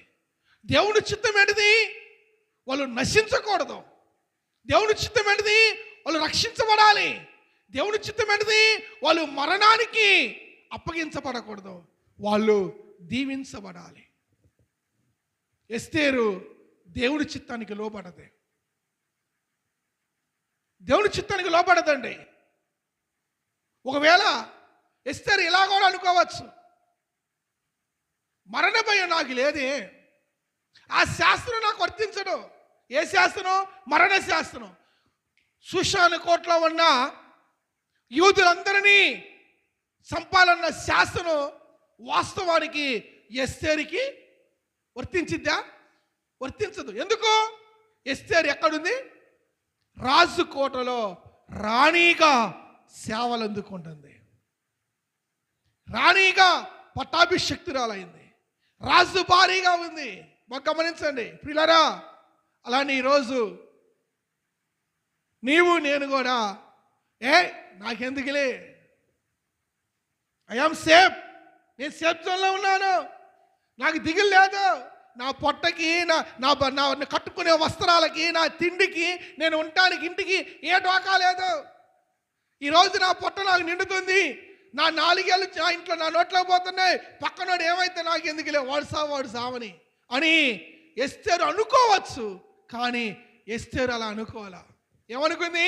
నేను చనిపోయినా చనిపోతాను, నేను సచ్చినా చస్తాను, కానీ నా వాళ్ళు, నా యూదులు, నా తండ్రి ఇంటి వారు లేక నా బంధువులు సావనే సావకూడదు. That is plan of the God. అది దేవుని చిత్తము. అది దేవుని చిత్తము. ఎందరైతే దేవుని చిత్తానికి లోపడతారో వారందరూ కూడా నిత్యరాజ్యానికి వారసులగుదురుగాక. హల్లెలూయా. ఎందరైతే వారి స్వసిత్తాన్ని, ఎందరైతే వాళ్ళ సొంత సిత్తాన్ని, ఎందరైతే వాళ్ళ సొంత జ్ఞానాన్ని ఉపయోగించి ప్రవర్తిస్తారో వారందరూ విడవబడుదురుగాక. బాగా గమనించండి. దేవుని చిత్తానికి లోబడినప్పుడు సమరయ స్త్రీ నా మట్టుకు నేను పాపరిక్తుల అంటే పాపం నుండి విడిపించబడ్డాను, ఐఆమ్ సేఫ్ జోన్, నేను సేఫ్ జోన్కి వచ్చేసా, నేను ఇక ఈ కుడివైపు వచ్చా, ఎడమవైపు ఏమైపోతుంది నాకు అనుకోలా. పాపాన్ని విడిచిపెట్టి ఊళ్ళో వాళ్ళ కోసం వెళ్ళింది. ఊళ్ళో వాళ్ళకు రక్షించబడాలి. అది దేవుని చిత్తము. క్రైస్తవుడు మూడవదిగా ఏం చేయాలంట? లోక రక్షణ కొరకు చెప్పాలి. లోక రక్షణ కొరకు పని చేయాలి. సమరయ స్త్రీ ఆ పని చేసింది. ఆ పని చేసింది కాబట్టి అక్కడ దేవుని చిత్తం జరిగింది. సమరయులలో అనేకులు దేవుని యందు విశ్వసించిరి అని యోహాను సువార్త 4:39 చదువుతున్నాం. ఇక్కడ ఎస్తేరు గ్రంథములో ఎస్తేరు కూడా నాకెందుకులే అనుకోలా. ఏమనుకుంది? నేను నశిస్తాను కానీ నా జనులు నశించకూడదు. Plan of the God. అది దేవుని ప్రణాళిక, అది దేవుని చిత్తము. ఆమె పని చేసింది. ఈరోజు ఎంతమంది దేవుని బిడ్డలు మేము క్రైస్తవులమండి, మేము దేవుని సంఘం అండి, మాకు వాక్యం తెలుసండి, మాకు అన్నీ తెలుసండి అని చెప్పుకొని నేటి క్రైస్తవ సమూహమా, క్రైస్తవ బిడ్డలారా, దేవుని సంఘమా, ఎంతవరకు నువ్వు దేవుని పని లోక రక్షణ కొరకు చేయుచున్నావు? హల్లెలూయా. లోకములోనే ఉండాలి కానీ లోకానికి వేరై ఉండాలి. లోకములోనే ఉండాలి కానీ లోకములో వెలిగిస్తూ ఉండాలి. లోకములోనే ఉండాలి కానీ లోక రక్షణ కొరకు క్రైస్తవుడు పని చేయాలి. హల్లెలూయా. ఈరోజు ఎంతమంది ఒక సమరయ స్త్రీ వలె నువ్వు లోకరక్షణ కొరకు పనిచేస్తే ఈ పాటికి నువ్వు చుట్టూ అనేకులు ఈ మందిరంలో ఉండేవాళ్ళు. సమరయ స్త్రీ వలె నీ పాపాన్ని విడిచిపెట్టి, నీ నిర్లక్ష్యాన్ని విడిచిపెట్టి, నీ అశ్రద్ధను విడిచిపెట్టి, నీ యొక్క బద్ధకాన్ని విడిచిపెట్టి, నీలో ఉన్న యుగాన్ని పక్కన పెట్టి నువ్వు వెళితే అనేకులు రక్షించబడే వాళ్ళేమో. ఈరోజు పరిస్థితి ఏందో తెలుసా? నాకెందుకులే, వాళ్ళు ఏమైపోతే నాకెందుకులే. అది దేవుని చిత్తము కాదండి. అలా అనుకుంటే యేసయ్య కూడా నీవు నేను ఈరోజు ఇక్కడ ఉండేవాళ్ళం కాదు, ఏనాడో కాలగర్భంలో కలిసిపోయేవాళ్ళం. కానీ ఆ ప్రభు అలా అనుకోవాలా. నువ్వు రక్షించబడాలి, నువ్వు దీవించబడాలి. నిన్ను బట్టి అనేకులు దీవించబడాలి, నిన్ను బట్టి అనేకులు రక్షించబడాలి. అది దేవుని ప్రణాళిక. సమరయ స్త్రీ అలా అనుకుంది. తను రక్షించబడది, తనతో పాటు నేను లోకములో అనేకులు రక్షణ కొరకు పని చేయాలనుకుంది. పాపకుండాన్ని విడిచిపెట్టింది, కొండను పగలగొట్టింది, వెళ్ళిపోయింది, సాక్ష్యం చెప్పింది. అనేకులు అక్కడ రాయబడుతున్న మీరు చదివారు, ఆ స్త్రీ చెప్పిన సాక్ష్యం బట్టి అనేకులు దేవుని యందు విశ్వాసం ఉంచిరి. రెండవది ఎస్తేరు. మా బాబాయ్ నాకు మంచి జీవితాన్ని ఇచ్చేయండు, ఇక నాకు డోకా లేదు. మంచి అబ్బాయిని ఇచ్చి, నిజమే కదా జరిగింది, మంచి అబ్బాయి రాజునిచ్చి పెళ్లి చేసిండు, నాకు డోకా లేదు. వాళ్ళు చత్తారు, నాకెందుకు, మరణం వస్తే నాకెందుకు, సునామీ వస్తే నాకెందుకు, నేనైతే కోటలో ఉన్నాను. ఎక్కడున్నాను చెప్పండి? కోటలో ఉన్నాను అనుకోవాలా? ఈరోజు నా కడుపు నిండింది అనుకోవాలా? ఏం చేసింది తెలుసా? నేను చనిపోయినా చనిపోతాను, నశించినా నశిస్తా, కానీ నా జనులు నశించకూడదు. ఈరోజు నీ తోటి వారి కొరకు, నీ ఊరి వారి కొరకు, నీ బంధువుల కొరకు, నీ స్నేహితుల కొరకు, నీ తల్లిదండ్రుల కొరకు, నీ రక్త సంబంధుల కొరకు ఎంతగా, ఓ క్రైస్తవుడా, క్రైస్తవురాలా, దేవుని సంగమా, సహోదరి సహోదరుడా, లోక రక్షణ కొరకు పని చేయించున్నావా? నిజంగా ఆ మనస్సు నీకుంటే ఈరోజు నీతో పాటు అనేకులు నీ సంఘములో ఉండేవాళ్ళేమో. క్రైస్తవుడు లేక క్రైస్తవ బిడ్డలో లోకానికి వేరై ఉండాలి. లోకములు వెలిగిస్తూ వారికి ఉండాలి. మూడవదిగా లోక రక్షణ కొరకు పనిచేయాలి. సమరిస్తే పనిచేసింది, అనేకులు దేవుని సృష్టించారు. ఎస్తేరు పనిచేసింది, రక్షించబడ్డారు. మూడవదిగా మీ అందరికీ తెలుసు, తమ్ముడు కొడుకు లోతు కుటుంబము నశించిపోతుంటే పెదనాన్న ఏం చేసిండంట? సావని నా కొడుకు సావని, నా కొడుకు సావాలి అట్లే అనుకున్నాడా? దొంగ నా కొడుకు వద్దంటే వచ్చిండు, ఎమ్మట తోకమ్మట వద్దంటే వచ్చిండు దొంగ నాకు సావని అనుకున్నాడంటే చెప్పాలి, నిజం అనుకున్నాడా? అనుకోవాలి. తెగించిండంట. ఈరోజు మన గెట్టిన వాళ్ళు లేకపోతే మన శత్రువులు ఉన్నారనుకో, వారి కర్మ వారికి సావాలి, వారికి అంతే జరగాలి, అక్కడంతే జరగాలి. ఏమండి? కానీ అబ్రహాములు అనుకోవాలా? అనుకున్నాడా? దొంగ నా కొడుకు వద్దంటే వచ్చిండు, నా ఎమ్మడబడి వద్దురా అన్న, ఎమ్మడబడి వచ్చిండు తోకబడి, పెదనా అనుకుంటూ వచ్చిండు. తిక్క కుదిరింది వాడికి, సంకలు కొట్టుకున్నాడా? ప్రాణానికి తెగించిండు. అయ్యా ఇంకొక్క మారయ్యా, నీ కోపం నా మీద మండకపోతే ఇంకొక మారు తెగించి, ఎంత చక్కగా ఉంటాయో ఆ ఆదికాండం 18వ అధ్యాయం. తెగించాలండి. ఎన్నిసార్లు తెగించుంటావు లోకరక్షణ కొరకు? ఎన్నిసార్లు పౌరుషంగా ఉండుంటావు లోకరక్షణ కొరకు? తమ్ముడు కొడుకు రక్షించుకోవడానికి తెగించాడు అబ్రహాము. తెగించి పని చేశాడు అనగా ప్రార్థించాడు. యేసు ప్రభువు వచ్చింది అందుకే, పరిచారము చేయించుకోవటానికి కాదు, పరిచారము చేయటానికి వచ్చిండు. లోక రక్షణ కొరకు వాళ్ళు రక్షించబడాలని లోకంలో పరిచారం చేయడానికి వచ్చారు. తన ప్రాణాన్ని బలిగా పెట్టడానికి వచ్చారు. తన ప్రాణాన్నే బలిగా పెట్టి లోకాన్ని రక్షిస్తే, ఈరోజు ఆ లోకంలో ఉంటున్న నీవు, ఆ బంధువుల మధ్య ఉంటున్న నీవు, ఆ లోకంలోనే తిని తాగుతూ తిరుగుతున్న నీవు, ఆ లోక రక్షణ కొరకు ఒక్కరోజైనా పనిచేసావా? ఒక్క గంట అయినా వారి కొరకు కన్నీరు కార్చావా? ఏమండి? ప్రస్తుత రోజులు సువార్త ప్రకటించలేని రోజులు అని అనుకోవచ్చు మీరు.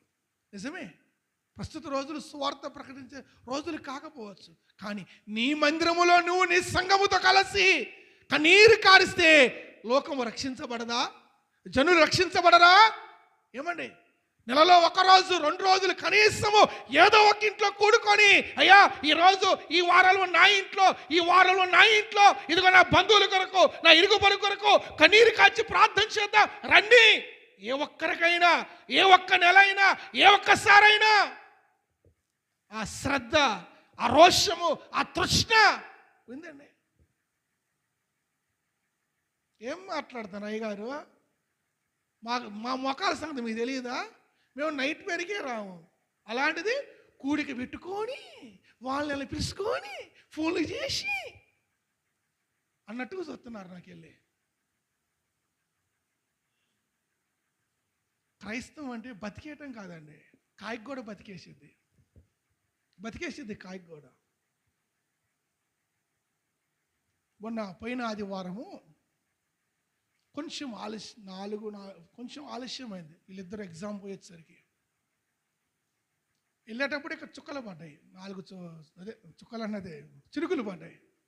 ప్రార్థన చేసుకుని బయలుదేరి వెళ్ళిపోయాను. మీ వెళ్ళకపోతే అడిగేవాడు ఎవరు లేడు, ఉన్నాడా? నిజం మాట్లాడుకుంటే వెళ్ళకపోతే అడిగేవాళ్ళు ఉన్నారా? 75 కిలోమీటర్లు, పోను 75, రాను 75. ఖమ్మం దాటినం అంతే, రోడ్డు కనిపించట్లా, వర్షం, అది గాలి దుమ్ము.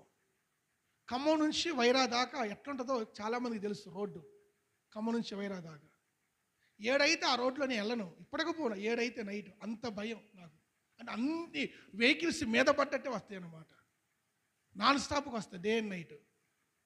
దానికి తోడు మొక్కజొన్నల సీజన్గా ఎవడో మొక్కజొన్న ఎండిపోతే అది అయిపోతే నిప్పు పెట్టిండు అనుకుంటా.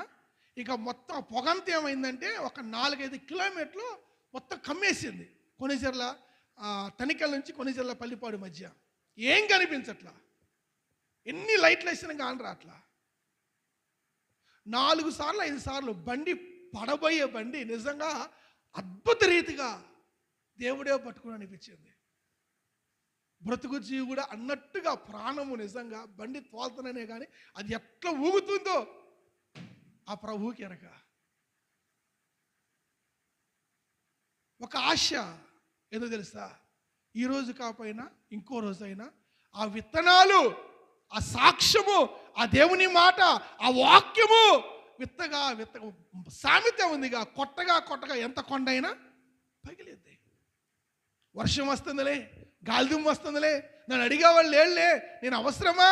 నా సొంత డబ్బులు పెట్టుకొని ఏమండి చక్కగా ఎడొచ్చిన కానుకలతోటి చక్కగా వారం అంతా తిని కూర్చోవచ్చుగా అనుకోవచ్చు. వచ్చిన ప్రతి రూపాయి దేశపై ఛార్జీలు, పెట్రోల్ వాటిని కొట్టుకుంటే ఖర్చు పెట్టుకొని అంత ప్రయాసపడి పోవాల్సిన అవసరం లేదు. కానీ ఉద్దేశము మన చిత్తం కాదు, దేవుని బిడ్డలుగా ఉండేది. కొద్ది కాలమైనా ఎవరి చిత్తం నెరవేర్చాలంట? దేవుని చిత్తం నెరవేర్చాలి. దేవుని చిత్తం కోసం ప్రయాసపడాలి. బాగా గమనించండి, ప్రభువునందు ప్రియమైన దేవుని బిడ్డలారా, ఎంతగా నువ్వు దేవుని చిత్తం కోసం దేవుని పని చేస్తావో అంతగా ప్రభు నిన్ను దీవించునుగాక, అంతగా ప్రభు నిన్ను దీవించునుగాక. నువ్వు దేవుని పని చేయి. క్రైస్తవుడు, సంఘము లోకానికి వేరై ఉండాలి. నెంబర్ 1. నెంబర్ 2, లోకములో వెలిగిస్తూ ఉండాలి, ఆరిపై దీపంగా ఉండకూడదు. నెంబర్ 3, లోక రక్షణ కొరకు పని చేయాలి. ఆ పని నువ్వు ప్రార్థన చేస్తావా, ఉపవాసం ఉంటావా, లేకపోతే వీధి సువార్త చేస్తావా, కరపత్రాలు పంచుతావా, లేకపోతే సమరీ స్త్రీ లెక్క సాక్ష్యం చెప్పి అనేకులని పురికొల్పి మందిరాన్ని తీసుకొస్తావు. ఎనీవే నీకు చేతనైన పని, నీకు ఏది చేత అయితే చెయ్యి. ఏదో ఒకటి చేత అయితేగా, అసలు ఏది చేత కాకుండా ఏది ఉండదు, అవునంటారా కాదంటారు? ఏదో ఒకటి వరము దేవునికి ఇచ్చారు. నీకున్న డబ్బు ఖర్చు పెట్టడమో ఏది వ్యర్థం కాదు, దేవుని పని కొరకు. గమనించండి, దేవుని ఇచ్చిన ధనాన్ని దేవుని పనికి ఖర్చు పెట్టడమో, లేకపోతే నీకు స్వరాన్ని, నీకున్న చేతులని, శక్తిని, బలాన్ని ప్రార్థన చేయటమో, కన్నీరు కాచటమో, స్వార్థ చెప్పటమో, పాటలు పాడటమో, వాక్యం చెప్పటమో, దేవుడు చేసిన మేలుని అనేకులకు చెప్పటమో, ఏదో రీతిగా నానా రకాలు మార్గాలు ఉన్నాయి నువ్వు దేవుని పని చేయడానికి. దేవుడు అనేక మార్గాలు తెలిసిండు. కానీ ఈరోజు అనేకులు ఏం చేస్తున్నారంట? ఫిలిప్పీలకు రాసిన పత్రిక 2వ అధ్యాయము మీరు చదివారుగా, అక్కడ ఏం రాబడింది? 2:21. అందరూ 2:21 వాళ్ళ సొంత పనులే చూసుకొనుచున్నారు కానీ యేసుక్రీస్తు పనిని 2:21 ఫిలిప్పీలకు రాసిన పత్రిక చూడట్లేదు. అబ్రహాం అట్లా అనుకోవాలా, ఎస్తేరు అట్లా అనుకోవాలా, సమరిస్తి అట్లా అనుకోవాలా. ఏమనుకుంది? నేను రక్షించబడ్డాను, నా వలే నా ఊరి వాళ్ళు, నా ప్రజలు, నా రక్త సంబంధులు, నా ఇరుగు పొరుగు వారు, నా బజారి వాళ్ళు, నా ప్రక్కనున్న వీధిలో ఉన్న వాళ్ళు, నా వాళ్ళందరూ కూడా రక్షించబడాలనుకున్నారు. వారు రక్షించబడటానికి నువ్వు పని చేయాలంట. ఆ పని ప్రార్థన కావచ్చు, సువార్త కావచ్చు, గృహకుడికి కావచ్చు. నీకు దేవుడు నీకు ఇచ్చిన జ్ఞానము చొప్పున, ఏ జ్ఞానం నీకు ఇచ్చారో ఆ జ్ఞానము చొప్పున ఏది వీలైతే. ఏమండి, ఎస్తేరు సావటానికి సిద్ధపడదు. అబ్రహాము సావుకి తెగించాడు, దేవుడికి తెగించి ప్రార్థన చేశాడు. ఆ ప్రయోగాలు మీరేం చేయనవసరంలా, అంత ప్రయోగాలు చేయనవసరం పోయినా దానిలో 1% సువార్త చెప్పటమో, కరపత్రాలు చెప్పటమో, లేదా గృహ కుడికలు పెట్టుకోవటమో, లేదా కుడికి ఏదో కుడికి పెట్టుకొని ఏదో సందర్భాన్ని సృష్టించుకొని ఏ విధము చేతనైనను అని పౌలు గారు అంటాడు. ఏ విధము చేతనైనను వాడిని ఏం చేయాలంట? ఇందాక మీరు చదివారు యూదా పత్రిక 2:31. అగ్నిలో నుండి లాగినట్టుగా వాడిని ఏం చేయాలంట? లాగాలి. ఏదో ఒక కోరిక, కృతజ్ఞత ఏదో ఒక సృష్టించుకో. ఏమైంది? ఒక కొత్త ఏదో ఒకటి సృష్టించుకో. బర్త్డే లేదు అయినా బర్త్డే పెట్టుకో, చుట్టుపక్కల పిలిపించుకో, బంధు సంఘాన్ని పిలిపించుకో, సువార్త చెప్పు. దేవుడు అద్భుతం చేయను గాక, అద్భుతం చేయను గాక. నువ్వు ప్రయత్నం చేయి. ఈరోజు ఎట్లున్నారంటే ముద్ద పోబెట్టడానికి ప్రార్థన మానుకునే దరిద్రను తయారవుతున్నారు. ముద్ద పోబెట్టడానికి ప్రార్థనలో బువ్వ అంటే ప్రార్థన వద్దు మాకు. బువ్వ అంటే మాకు ప్రార్థన వద్దు. సంపాదన ఎవరికి యాడ తగల పెడతారో నాకు అర్థం కావట్లా. నువ్వు ఓపెన్గా మాట్లాడుతున్నా, ఎవరికి తగల పెడతారు? ₹1 తీసుకెళ్తాం సుమా, నువ్వు కానీ నేను కానీ తీసుకెళ్ళరండి. వస్తున్నా, ఆ నెక్స్ట్ పాయింట్ అదే. ఇలా కంప్లీట్ చేసి కానీ ముగిస్తా. ప్రైజ్ ది లార్డ్, హల్లెలూయా. వారం లోకం ఏం మొత్తుకునే పద్దాకులు ఈరోజు ముగించి కానీ ప్రభువులు ఇస్తా. ఎంత సంపాదించు, తప్పులేదు. దేవుని పని అన్నా ఏమండి, ఒక్క ముద్ద పువ్వ కింటాలు వండుతున్నావా? కింటాలు ఏమన్నా? అనేక మంది కింటాలు కూడా లెక్క చేయకుండా ఉండి పెట్టే క్రైస్తవులు ఉన్నారు దేవుని పని కొరకు. ఎక్కడా నా వంతు వేయాల్సి వచ్చిందో, ఎక్కడా నా వంతు సహాయం చేయాల్సి వచ్చిందో, ఎందుకు ఆ బతుకు? క్రైస్తవానికి సిగ్గుసేటు. అలా ఉంటే విశ్వాసం అన్న పేరుకి సిగ్గుసేటు. ప్రైజ్ ది లార్డ్, హల్లెలూయా. బాగా గమనించండి, సమరయ స్త్రీ అలా అనుకోవాలా, అబ్రహాం అలా అనుకోవాలా, ఎస్తేరు కూడా అలా అనుకోవాలా. అందుకే పౌలు గారు అంటున్నారు, ఫిలిప్పీలారా మీలో అనేకులు, 2:21, మీలో అనేకులు ఎప్పుడు మీ పనులే చూసుకుంటున్నారు. ఒక్కరోజు కాకపోయినా, వారానికి ఒక్కరోజైనా, నెలకి 2 రోజులైనా, రోజులో 1 గంట అయినా, 10 నిమిషాలైనా దేవుని పని అనగా లోక రక్షణ కొరకు పనిచేసేవారిగా ఉండుదురుగాక. హల్లెలూయా. 1వది ఏంటంట? సంఘము లేక దేవుని బిడ్డలు ఏమై ఉండాలి? లోకములో ఉండాలి కానీ లోకానికి వేరై ఉండాలి. 2వది లోకములోనే ఉండాలి కానీ ఉన్నత కాలం ఏం చేయాలి? లోకములో వెలుగుతూ అనేకులని వెలిగిస్తూ ఉండాలి. 3వది లోక రక్షణ కొరకు పని చేయాలి. ఫోర్త్ వన్ సంఘము లేక క్రైస్తవుడు లోకము తమది కానట్టుగా జీవించాలంట. ఎలా జీవించాలి చెప్పాలి? 4వది ఏంటిది? లోకము తమది కానట్టుగా జీవించాలి. 4వ పాయింట్, లోకము తమది కానట్టుగా నువ్వు జీవించినప్పుడు నువ్వు దీవించబడదుగాక, నువ్వు ఆశీర్వదించబడదుగాక. బాగా గమనించండి. అదేందయ్యా ఈ లోకం మాదా అంటే ఎలా అయింది నీది?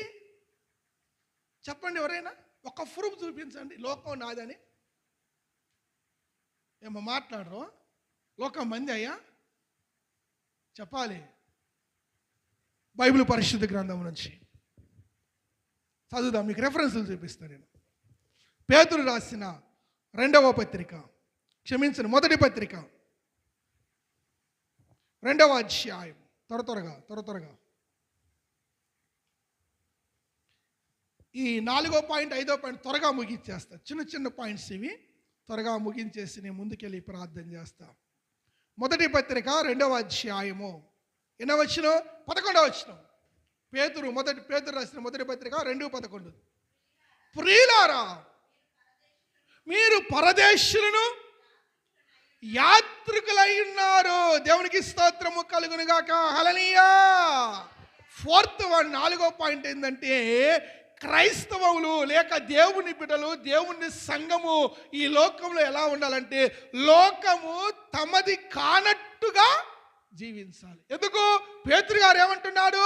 ప్రియులారా, మీరు పరదేశులను యాత్రికులై ఉన్నారు. పరదేశులు అంటే ఎవరిని అంటారంటే, పరదేశుల్ని ఎవరు అంటారు?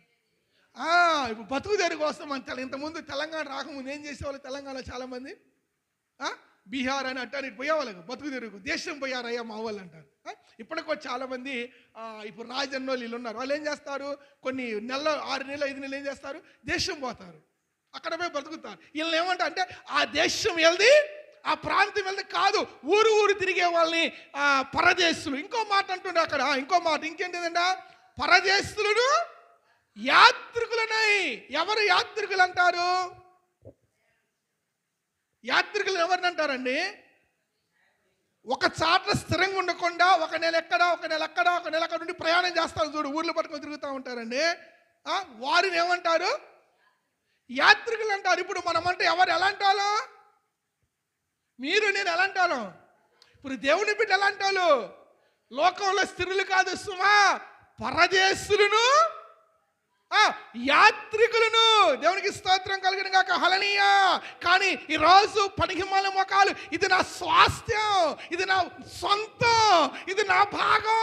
చదువుకుంటూ పోదా, దయచేసి కంప్లీట్ చేయడం వచ్చినాన్ని. ప్రియులారా, మీరు పరదేశులను యాత్రులనై ఉన్నారు గనుక ఆత్మకు విరోధంగా పోరాడు శరీరాశలను విసర్జించుడి. ఏం చేయాలంట? విడిచిపెట్టాలి. ఏ ఆశల్ని?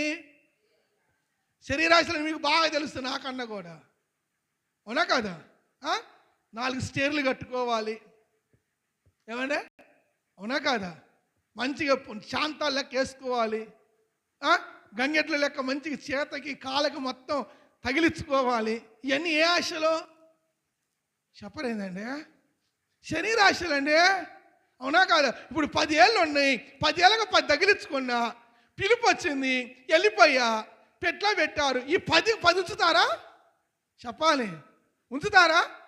ఒకళ్ళు మాట వస్తే మీలో ఎవరొకరు, అయ్యో చిన్ను అది రాదు, ఎందుకు ఆ బట్టలు ఎత్తి, ఆ చిటికలు ఎత్తి అంటారా? అనరా? ఉంచుతారా? ఏది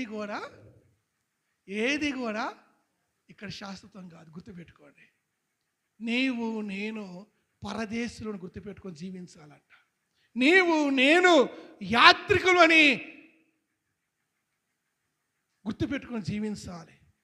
అట్లా ఇంటికి పోయాక దొంగ మోహదాన, నేను ఇక్కడ శాశ్వతంగా ఉండేవాని కాదే, నీకు పెట్టాల్సిన అవసరం లేదు, చీర కొని అవసరం లేదు, బియ్యం అవసరం అనేది అట్లా కాదు. అది కాదు ఉద్దేశం. ఉన్నంతకాలం కుటుంబాన్ని బాధ్యతగా చూసుకోవాలి, అంతేగాని ఈరోజు మా అయ్యగారు చెప్పిండు, మేమంట యాత్రికులు అంట, పరదేశులు అంట, మేము ఇక్కడ ఉన్నామంట, నువ్వు నీ సావు నువ్వు సావు, నీకు సంబంధించిన ఏది నాకు సంబంధం లేదు అన్నట్టుగా ఉండకూడదు. ఏది కొనియాలో అది కొనియాలి. బ్రతుకు తెరుగు కుటుంబంలో దేవుడికి కుటుంబాన్ని ఇచ్చాడు. ఆ కుటుంబానికి ఏది కావాలో ఆ బాధ్యత యజమానురాలుగా నీ మీద పెట్టాడు. కాబట్టి ఆ బాధ్యత నిర్వర్తిస్తూ నీ ఆలోచన ఎలా ఉండాలి? ఇది శాశ్వతము కాదు అన్న ఆలోచనతో నువ్వు జీవించినప్పుడు నువ్వు దీవించబడదు గాక. హల్లెలూయా, హల్లెలూయా. ఎందుకో తెలుసా? పౌలు గారు ఏమంటారో తెలుసా? చూడండి, పౌలు గారు ఏమంటున్నాడో. ఫిలిప్పీయులకు రాసిన పత్రిక 3వ అధ్యాయము 20వ వాక్యము. ఫిలిప్పీయులకు రాసిన పత్రిక 3వ అధ్యాయము 20వ వాక్యం. త్వరగా 3:20. మన పౌరస్థితి పరలోకమందున్నది. దేవునికి స్తోత్రము కలుగునుగాక. హల్లెలూయా. ఎక్కడుందంట? చదవండి ఇంకా. అక్కడ నుండి ప్రభువైన యేసుక్రీస్తును రక్షకుని నిమిత్తము కనిపెట్టుకొని ఉన్నాము. దేవుని నామానికి మహిమ కలుగునుగాక. హల్లెలూయా, హల్లెలూయా. ప్రభువునందు ప్రియమైన దేవుని బిడ్డలారా, పౌరస్థితి, మన ఐడెంటిటీ కార్డు ఎక్కడ ఉండాలంట? ఎక్కడుంది ఐడెంటిటీ కార్డు? బాగా గమనించండి. ఇక్కడ ఆధార్ కార్డు ఉన్నా, బస్సు వాడు ఎక్కించుకోపోయినా అక్కడ కార్డు లేదనుకో,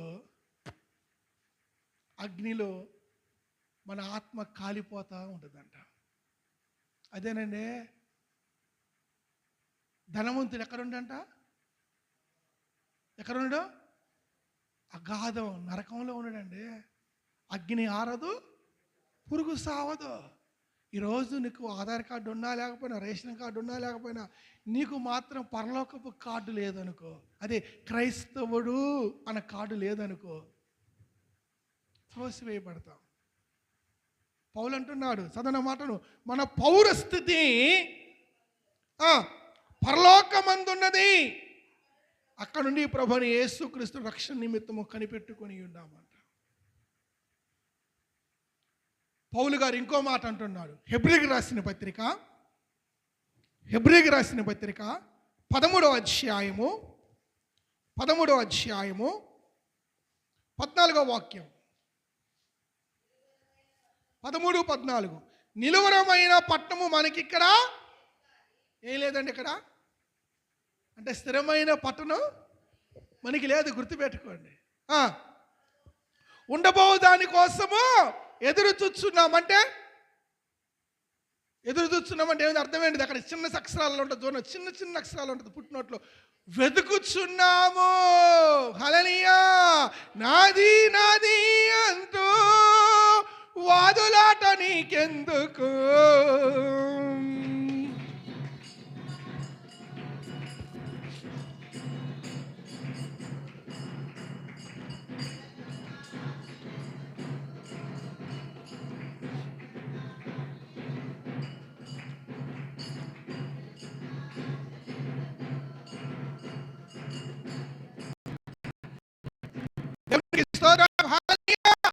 భూమి మీద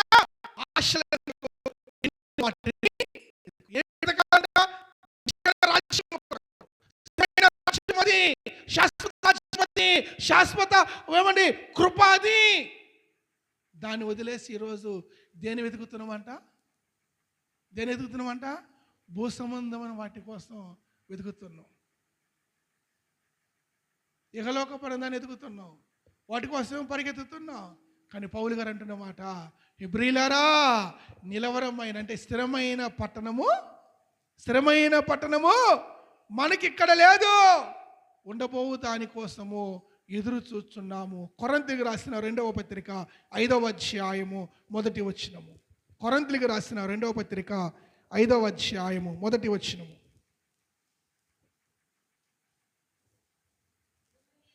భూమి మీద మన గుడారమైన వాసము, ఇట్టి నివాసము శిథిలమైపోయినను చేతి పని కాక దేవుని చేత కట్టబడినదియు నిత్యమైనదైన నివాసము పరలోకమందు. దేవునికి స్తోత్రము కలుగునుగాక. హల్లెలూయా. ఏం తెలుసుకొని ఉండాలంట మనం? మనుష్యుని చేత కట్టి ఎన్ని కూడా గుర్తుపెట్టుకోండి, ఇవన్నీ కూడా శిథిలమైపోతాయి. అయితే లేదా? ములకాలపల్లి దగ్గర బ్రిడ్జి ఎలా కొట్టకపోయిందో ఇక్కడ ఇళ్ళన్నీ కూడా అలా కొట్టపోనుగాక. కొట్టుకుని పోతాయి ఇక్కడ టైం వస్తే, ఏది ఉండవు. ఎందుకు? మనుష్యులు కట్టింది ఇది. కానీ నీ కొరకు శాశ్వతమైన నివాసాన్ని దేవుని చేత, అక్కడ రాయబడుతున్నా, దేవుని చేత కట్టబడి ఉన్న స్థిరమైన నివాసము ఎక్కడుందంటమ్మా? పరలోకములో ఉందంట. దానికోసం నువ్వు వెతకాలి, దానికోసం ప్రయాసపడాలి. అంతేకాని గాలి దుమ్ముకొచ్చి వానొచ్చి, ఏమంటే రాత్రి వచ్చిన గాలి వానకి పక్క బజార్లో 4 రేకులు లేచిపోయినాయి. అలా గాలి వానగా లేచిపోయి ఊడిపోయి సిలిపోయి వాటి కోసం కాదు ప్రయాసపడేది, కనిపెట్టేది, ఎదురు చూసేది. దేనికోసం అంట? పునాదులుగా పట్టణం కొరకు అబ్రహాము ఇస్సాకు ఎదురు చూసినట్లుగా శాశ్వత రాజ్యం కొరకు ఎదురు చూడాలంట. ఆ రాజ్యములో స్థానం కావాలి, ఇక్కడ కాదు స్థానం. ఆ రాజ్యములో నీకు స్థానం కావాలి, ఆ రాజ్యములో నీకంటూ ఒక ఏమంటే ఐడెంటిటీ కావాలి. ప్రభువునందు ప్రియ బిడ్డలారా, క్రైస్తవుడు దేవుని సంఘము లోకములో ఎలా ఉండాలంట? లోకము తమది కానట్టుగా అంటే లోక ఆశలు చంపుకొని ఉండాలి. ఒక మాటలో మీకు అర్థం కావాలంటే ఏ ఆశలు? మీరు చదివారుగా పేతురు మొదటి పత్రిక 2:11 ఏముంది? శరీరాశలను విసర్జించుడి. ఎందుకు? మీరు పరదేశులను యాత్రికులై ఉన్నారు, మీ పౌరస్థితి ఇక్కడ లేదు, పరలోకం ఉంది. కాబట్టి శరీరాశలను విసర్జించాలి, భూ సంబంధమైన వాటిని విసర్జించాలి, భూ సంబంధమైన తలంపులు విసర్జించాలి. వాటిని విడిచిపెట్టలేదనుకో శాశ్వత రాజ్యాన్ని కోల్పోతాం. శిథిలమైన వాటి కోసం పరిగెత్తితే స్థిరమైన దాన్ని కోల్పోవాల్సి వచ్చింది, పోగొట్టుకోవాల్సి వచ్చింది. అందుకే పౌలు గారు ఫిలిప్పీలతో ఇంకో మాట అంటాడు. చూడు దయచేసి 3వ అధ్యాయము 19వ వాక్యము, 3వ అధ్యాయము 19వ వాక్యము. ఇంకొక 2-3 జ్ఞాపకం చేస్తా ఈ 4వ పాయింట్లో. నాశనమే వారి అంతము, వారి గడిపే వారి దేవుడు, వారు తాము సిగ్గుపడవలసిన సంగతులు యందు అతిశయపడుచున్నారు, కానీ భూ సంబంధం వాటి యందే మనస్సు ఉంచుచున్నారు. ఏం చేస్తున్నారంట? ఇక్కడ 3 గ్రూపులు కానొస్తున్నాయి. నాశనమే వారి అంతం అంట, వారి కడిపే వారికి దేవుడు అంట. ఏ విషయంలో సిగ్గుపడాలో ఆ విషయంలో అని గర్వపడుతున్నారు, ఏ విషయంలో గర్వపడాలో ఆ విషయంలో సిగ్గుపడుతున్నారు. భూ సంబంధమైన వాటి యందే వారు వారి మనసును ఉంచుతున్నారంట. ఇదే శాశ్వతం అనుకుంటున్నారు చాలామంది. చాలామంది ఉన్నారు, నా కడిపే నా దేవుడు, నా కుటుంబమే నా సర్వస్వం, ఇంకా నాకు ఏది అవసరం, పక్కనోడు ఏమైపోయి ఇదే శాశ్వతం అనుకుంటున్నారు. కానీ ప్రియా దేవుని బిడ్డ, నా ప్రభు వాక్యం చదివిస్తున్న మాట, మీరు పరదేశులను యాత్రికులై ఉన్నారు కనుక మీరు శరీరాశలను విసర్జించాలి, విడిచిపెట్టాలి. యోహాను పత్రిక మొదటి పత్రిక 2వ అధ్యాయం అనుకుంటా ఏముంటుంది? 15:17 ఉంటుంది. 16-17 మొదటి పత్రిక 2వ అధ్యాయం చదవరు? యోహాను పత్రిక. లోకములో ఉన్నదంతయు అమ్మా అనగా శరీరాశయు, నేత్రాశయు, జీవోటంబమును ఈ తండ్రి వల్ల పుట్టినవి కావు. గుర్తుపెట్టుకోండి ఎప్పటికైనా. అవి లోక సంబంధమే. లోకమును దాని ఆశయు గతించిపోవచ్చును, కానీ దేవుని చిత్తమును జరిగించువాడు నిరంతరము నిలుచును. హల్లెలూయా. నిరంతరం నీతోనే జీవించా, నన్నిలా బ్రతికించుచున్నది. నిరంతరం నీతోనే జీవించాలి.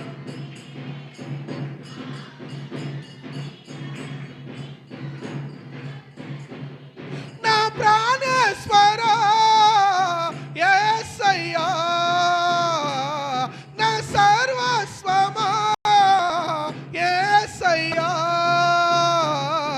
నిరంతరం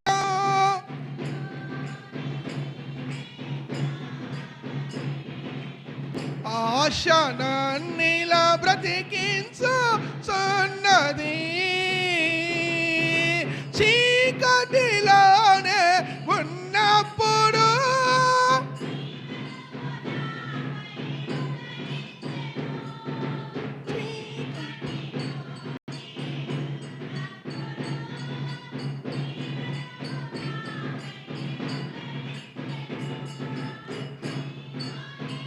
నేను వెలగాలని, నీ మహిమ నాలో నిలవాల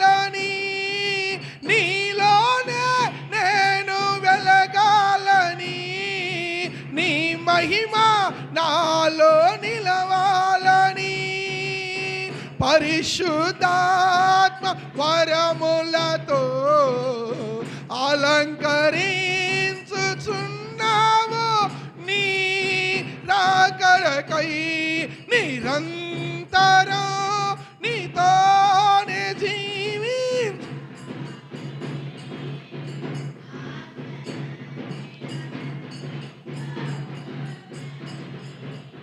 ప్రైజ్ ది లార్డ్, హల్లెలూయా.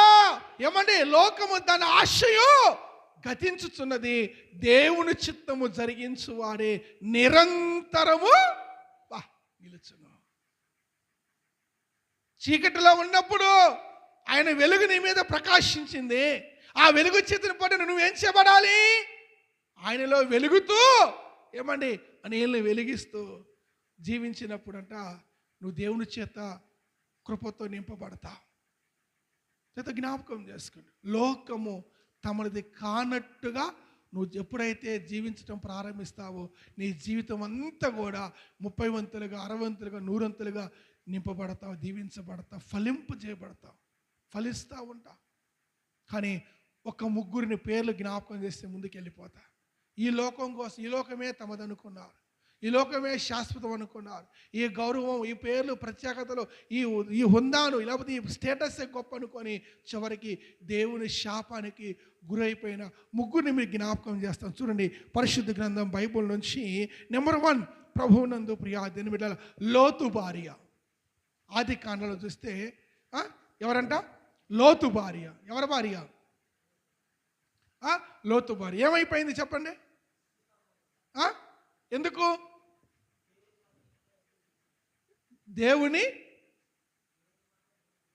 దేవుని మాట విన్నందుక? లోకం వైపు చూడొద్దంటే ఎందుకు? ఆ ఉద్దేశం ఏంటిది? అయ్యో నా ఇల్లు కాలిపోతుంది, ఓ అయ్యా ఇల్లు కాలిపోతుంది అన్నదా లేదా? ఇదేనా జరిగింది? అక్కడ జరిగింది అదేనా? ఇప్పుడు బయటికి రండి, దేవుడు గుంజకొచ్చిండు లేదు, గుంజకొచ్చినప్పుడు ఏం చేయాలి? వెనక్కి గుంజకొచ్చిన వెంటనే ఊరి దాటిన వెంటనే అగ్ని వచ్చింది ఊరి మీదకి. ఆ సొదొమ కూడా ఊరి మీద అగ్ని వచ్చి అగ్ని మొత్తం ఊరంతా తగలబడిపోతుంది. ఏమేం చేసింది చెప్పాలి? ఏం చేసింది? నా ఇల్లు కాలిపోతుంది, నా సంపద పోతుందని. అదే శాశ్వతము. కానీ శాశ్వతమేది? ముందున్నది శాశ్వతం. హల్లెలూయా. లోతు భార్య ఇదే సర్వస్వం అనుకుంది, జీవితాన్ని కోల్పోయింది. నెంబర్ 2 ఆకాను ఇహలోకపరమైన సంపదే శాశ్వతం అనుకున్నాడు, చివరికి సజీవ సమాధి చేయబడ్డారు. నెంబర్ 3 గేహాజీ దేవుని సందులో ఉండి శాశ్వత ఆశీర్వాదం పొందుకోకుండా ఇహలోకపరమైన వస్తువులు, ఇహలోకపరమైన లేకపోతే ఆ తోటలు, ఇహలోకపరమైన పంట పొలాలు, ఇహలోకపరమైన సంపదే శాశ్వతం అనుకున్నాడు. ఏమండి, శాశ్వత కాలము కుష్టు వ్యాధిని కొని తెచ్చుకో. నెంబర్ 4 ఎవరైనా బిలాము. ఎవరు? బిలాము మంచి దైవజనుడు. ఏది శాశ్వతం అనుకున్నాడు? దేవుని కృప అనుకున్నాడా లేకపోతే వెండి బంగారం అనుకున్నాడా? చెప్పాలి. వెండి బంగారము వాడెవడు? మోయాబు రాజు బారాకిచ్చే వెండి నా శాశ్వతం, బంగారం నా శాశ్వతం అనుకున్నాడు, చివరికి దైవ దర్శనాన్ని కోల్పోయాడు. హల్లెలూయా. నమ్మి నీవు నమ్మి ఇలా ఎంత కాలము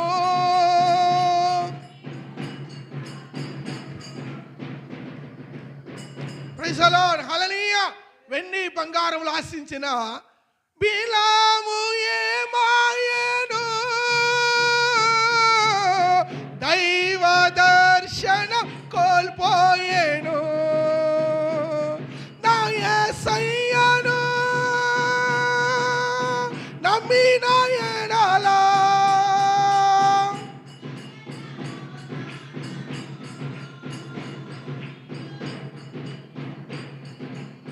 ప్రైజ్ ది లార్డ్, హల్లెలూయా. పాడని ఆశ, సూపర్ పాట అండి. ఆ పాట ముగ్గురు ఉంటారు ఆ పాటలో. ఆ పాటలు ఎంతమంది ఉంటారమ్మా? ముగ్గురు. ఎవరో చెప్పండి. బిలాము, బిలాము, ఆకాను, గేహాజీ ముగ్గురు ఉంటారు ఆ పాటలో. లోకము శాశ్వతం కాదు, గుర్తుపెట్టుకోండి. ఇల్లు శాశ్వతము కాదు, ఈ సంపద శాశ్వతం కాదు. నువ్వు ఎప్పటికీ యాత్రికురాలివే, పరదేశీవే. గుర్తుపెట్టుకో. అలా గుర్తుపెట్టుకున్నప్పుడు నువ్వు దీవించబడతావు. గుర్తుపెట్టుకోవడం సరిపోదు, గుర్తుపెట్టుకొనొచ్చు ఈ లోకము మనది కాదు అంటూ నువ్వు ఈ లోకపరమైన ఆశలను విడిచిపెట్టాలి. ఈ లోకపరమైన శరీరాశ, నేత్రాశ, జీవటంపము ఏం చేయాలి? అవి తండ్రి నుండి పుట్టినవి కావు, ఈ లోకములో పుట్టి. ఈ లోకము దాని ఆశయు గతించిపోయింది. వాటి మీద ఆశ పెట్టుకుంటే వాటితో పాటు మనం కూడా గతించిపోతాం. కానీ వాటిని విడిచిపెట్టి వాటి మీద ఆశను సంపుకొని వాటిని విసర్జించినప్పుడు శాశ్వత రాజ్యము నీ సొంతమైంది. ఆకాను దేవుని రాజ్యాన్ని కోల్పోయాడు, బిలాము దేవుని దర్శనాన్ని కోల్పోయాడు, గేహాజీ దేవుని ఇచ్చే శాశ్వత ఆరోగ్యాన్ని, జీవాన్ని కోల్పోయాడు. ఇలా చెప్పుకుంటే చాలామంది. 5th వన్, లాస్ట్ వన్, ఐదవది మత్తయి సువార్త 5వ అధ్యాయం, చివరిది. మత్తయి సువార్త 5వ అధ్యాయం 11-12 వచనాలు. 11-12 వచనాలు త్వరగా 1-2 వచనాలు. నా నిమిత్తము జనులను మిమ్మల్ని నిందించి, హింసించి,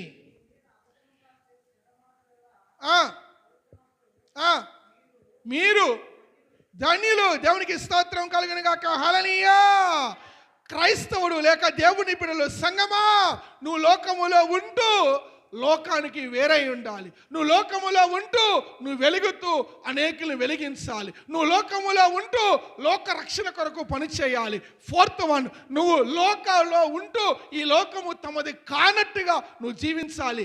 లాస్ట్ వన్, అదే 5వది, లోక వ్యతిరేకతను సహించాలి.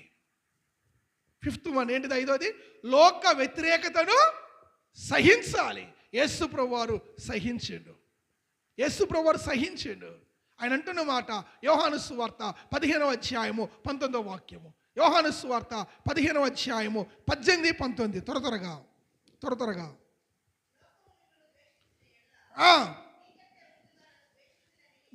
మీరు ఎరుగుదురు, దేవునికి స్తోత్రము కలుగునుగాక. హల్లెలూయా. ఏమండి, మీకంటే, నాకంటే, మనకంటే యేసయ్యను ఏం చేసిందంట? ద్వేషించింది, అవమానించింది, నిందించింది, అపహాస్యం చేసింది, సిలువకు అప్పగించింది. కానీ లోక వ్యతిరేకతను ఆయన ఏం చేసిండంట? చెప్పాలి. తిరస్కరించిండా? సహించిండా? సహించారు. ప్రియా క్రైస్తవ సంగమా, నా దేవుని బిడ్డలారా, లోక వ్యతిరేకతను నువ్వు సహించాలి, వ్యతిరేకించకూడదు. యేసు ప్రభువారు సహించాడు, వ్యతిరేకించలేదు. ఇంకోటి అపొస్తలుల కార్యాలు 5వ అధ్యాయం, 5వ అధ్యాయం 40-42 త్వరగా. సమ్మతించి అపొస్తలులను విడిపించి, కొట్టించి, యేసునామం బట్టి బోధింపకూడదని ఆజ్ఞాపించి వారిని విడుదల చేసిరి. ఆ నామము కొరకు వాళ్ళు అనుకుంటున్నారు దేవుని కొరకు అవమానం నొందుడుకును పాత్రులమని ఎంచబడినట్లు వారు సంతోషించుచు మహాసభ ఎదుటి వెళ్ళిపోయి గమ్మునున్నారు. అయ్యో, మమ్మల్ని కొట్టారు, మమ్మల్ని తిట్టారు, ఈ మందిరం వద్దు, ఈ చర్చి వద్దు, ఈ దేవుడు వద్దు, ఈ అయ్యగారు వద్దు అనలేదు. ఏం చేశారంట? బయటికి వెళ్ళి సంతోషముతో ఇంకా ఇంకా ఇంకా ఇంటింట తిరుగుతూ, ఇంటింట మానక బోధించుచు యేసే క్రీస్తు అని ప్రకటించింది. ఎంత గొప్పదండి! నేను ఎన్నిసార్లు తిట్టినాను, ఎన్నిసార్లు అవమానించినాను, ఎన్నిసార్లు నీ వాళ్ళు కరేపాకన్న దారుణంగా తీసి పడేసినాను, త్రోసిపుచ్చినాను, అపహసించినాను, అసహించుకున్నాను. ఏమని? నువ్వు మనిషివి కావు, అది కాదు, ఎన్ని రకాలుగా నీ మాటల చేత చిత్రవదన చేసినప్పటికీ యేసు నామములో నువ్వు సహించేవాడుగా ఉందువుగాక, సహించదానిగా ఉందువుగాక. లోకంలో ఉన్నంత కాలము, లోకంలో బ్రతికినంత కాలము, నా ప్రియ క్రైస్తవురాల, నా ప్రియ దేవుని బిడ్డ, నా దేవుని సంగమా, లోకములో నీవు లోక వ్యతిరేకతను సహించుదువుగాక. అట్టి కృప దేవుడు నీకు, నాకు, మనకి అనుగ్రహించి నడిపించునుగాక. ఆమేన్. లేచి నిలబడి ప్రార్థన చేసుకుందాం.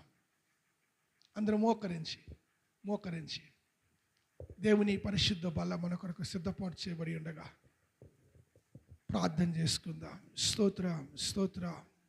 నీటి బాప్టిజం తీసుకొని సిద్ధపడిన ప్రతి ఒక్కరు కూడా ముందు వరుసలోకి వచ్చి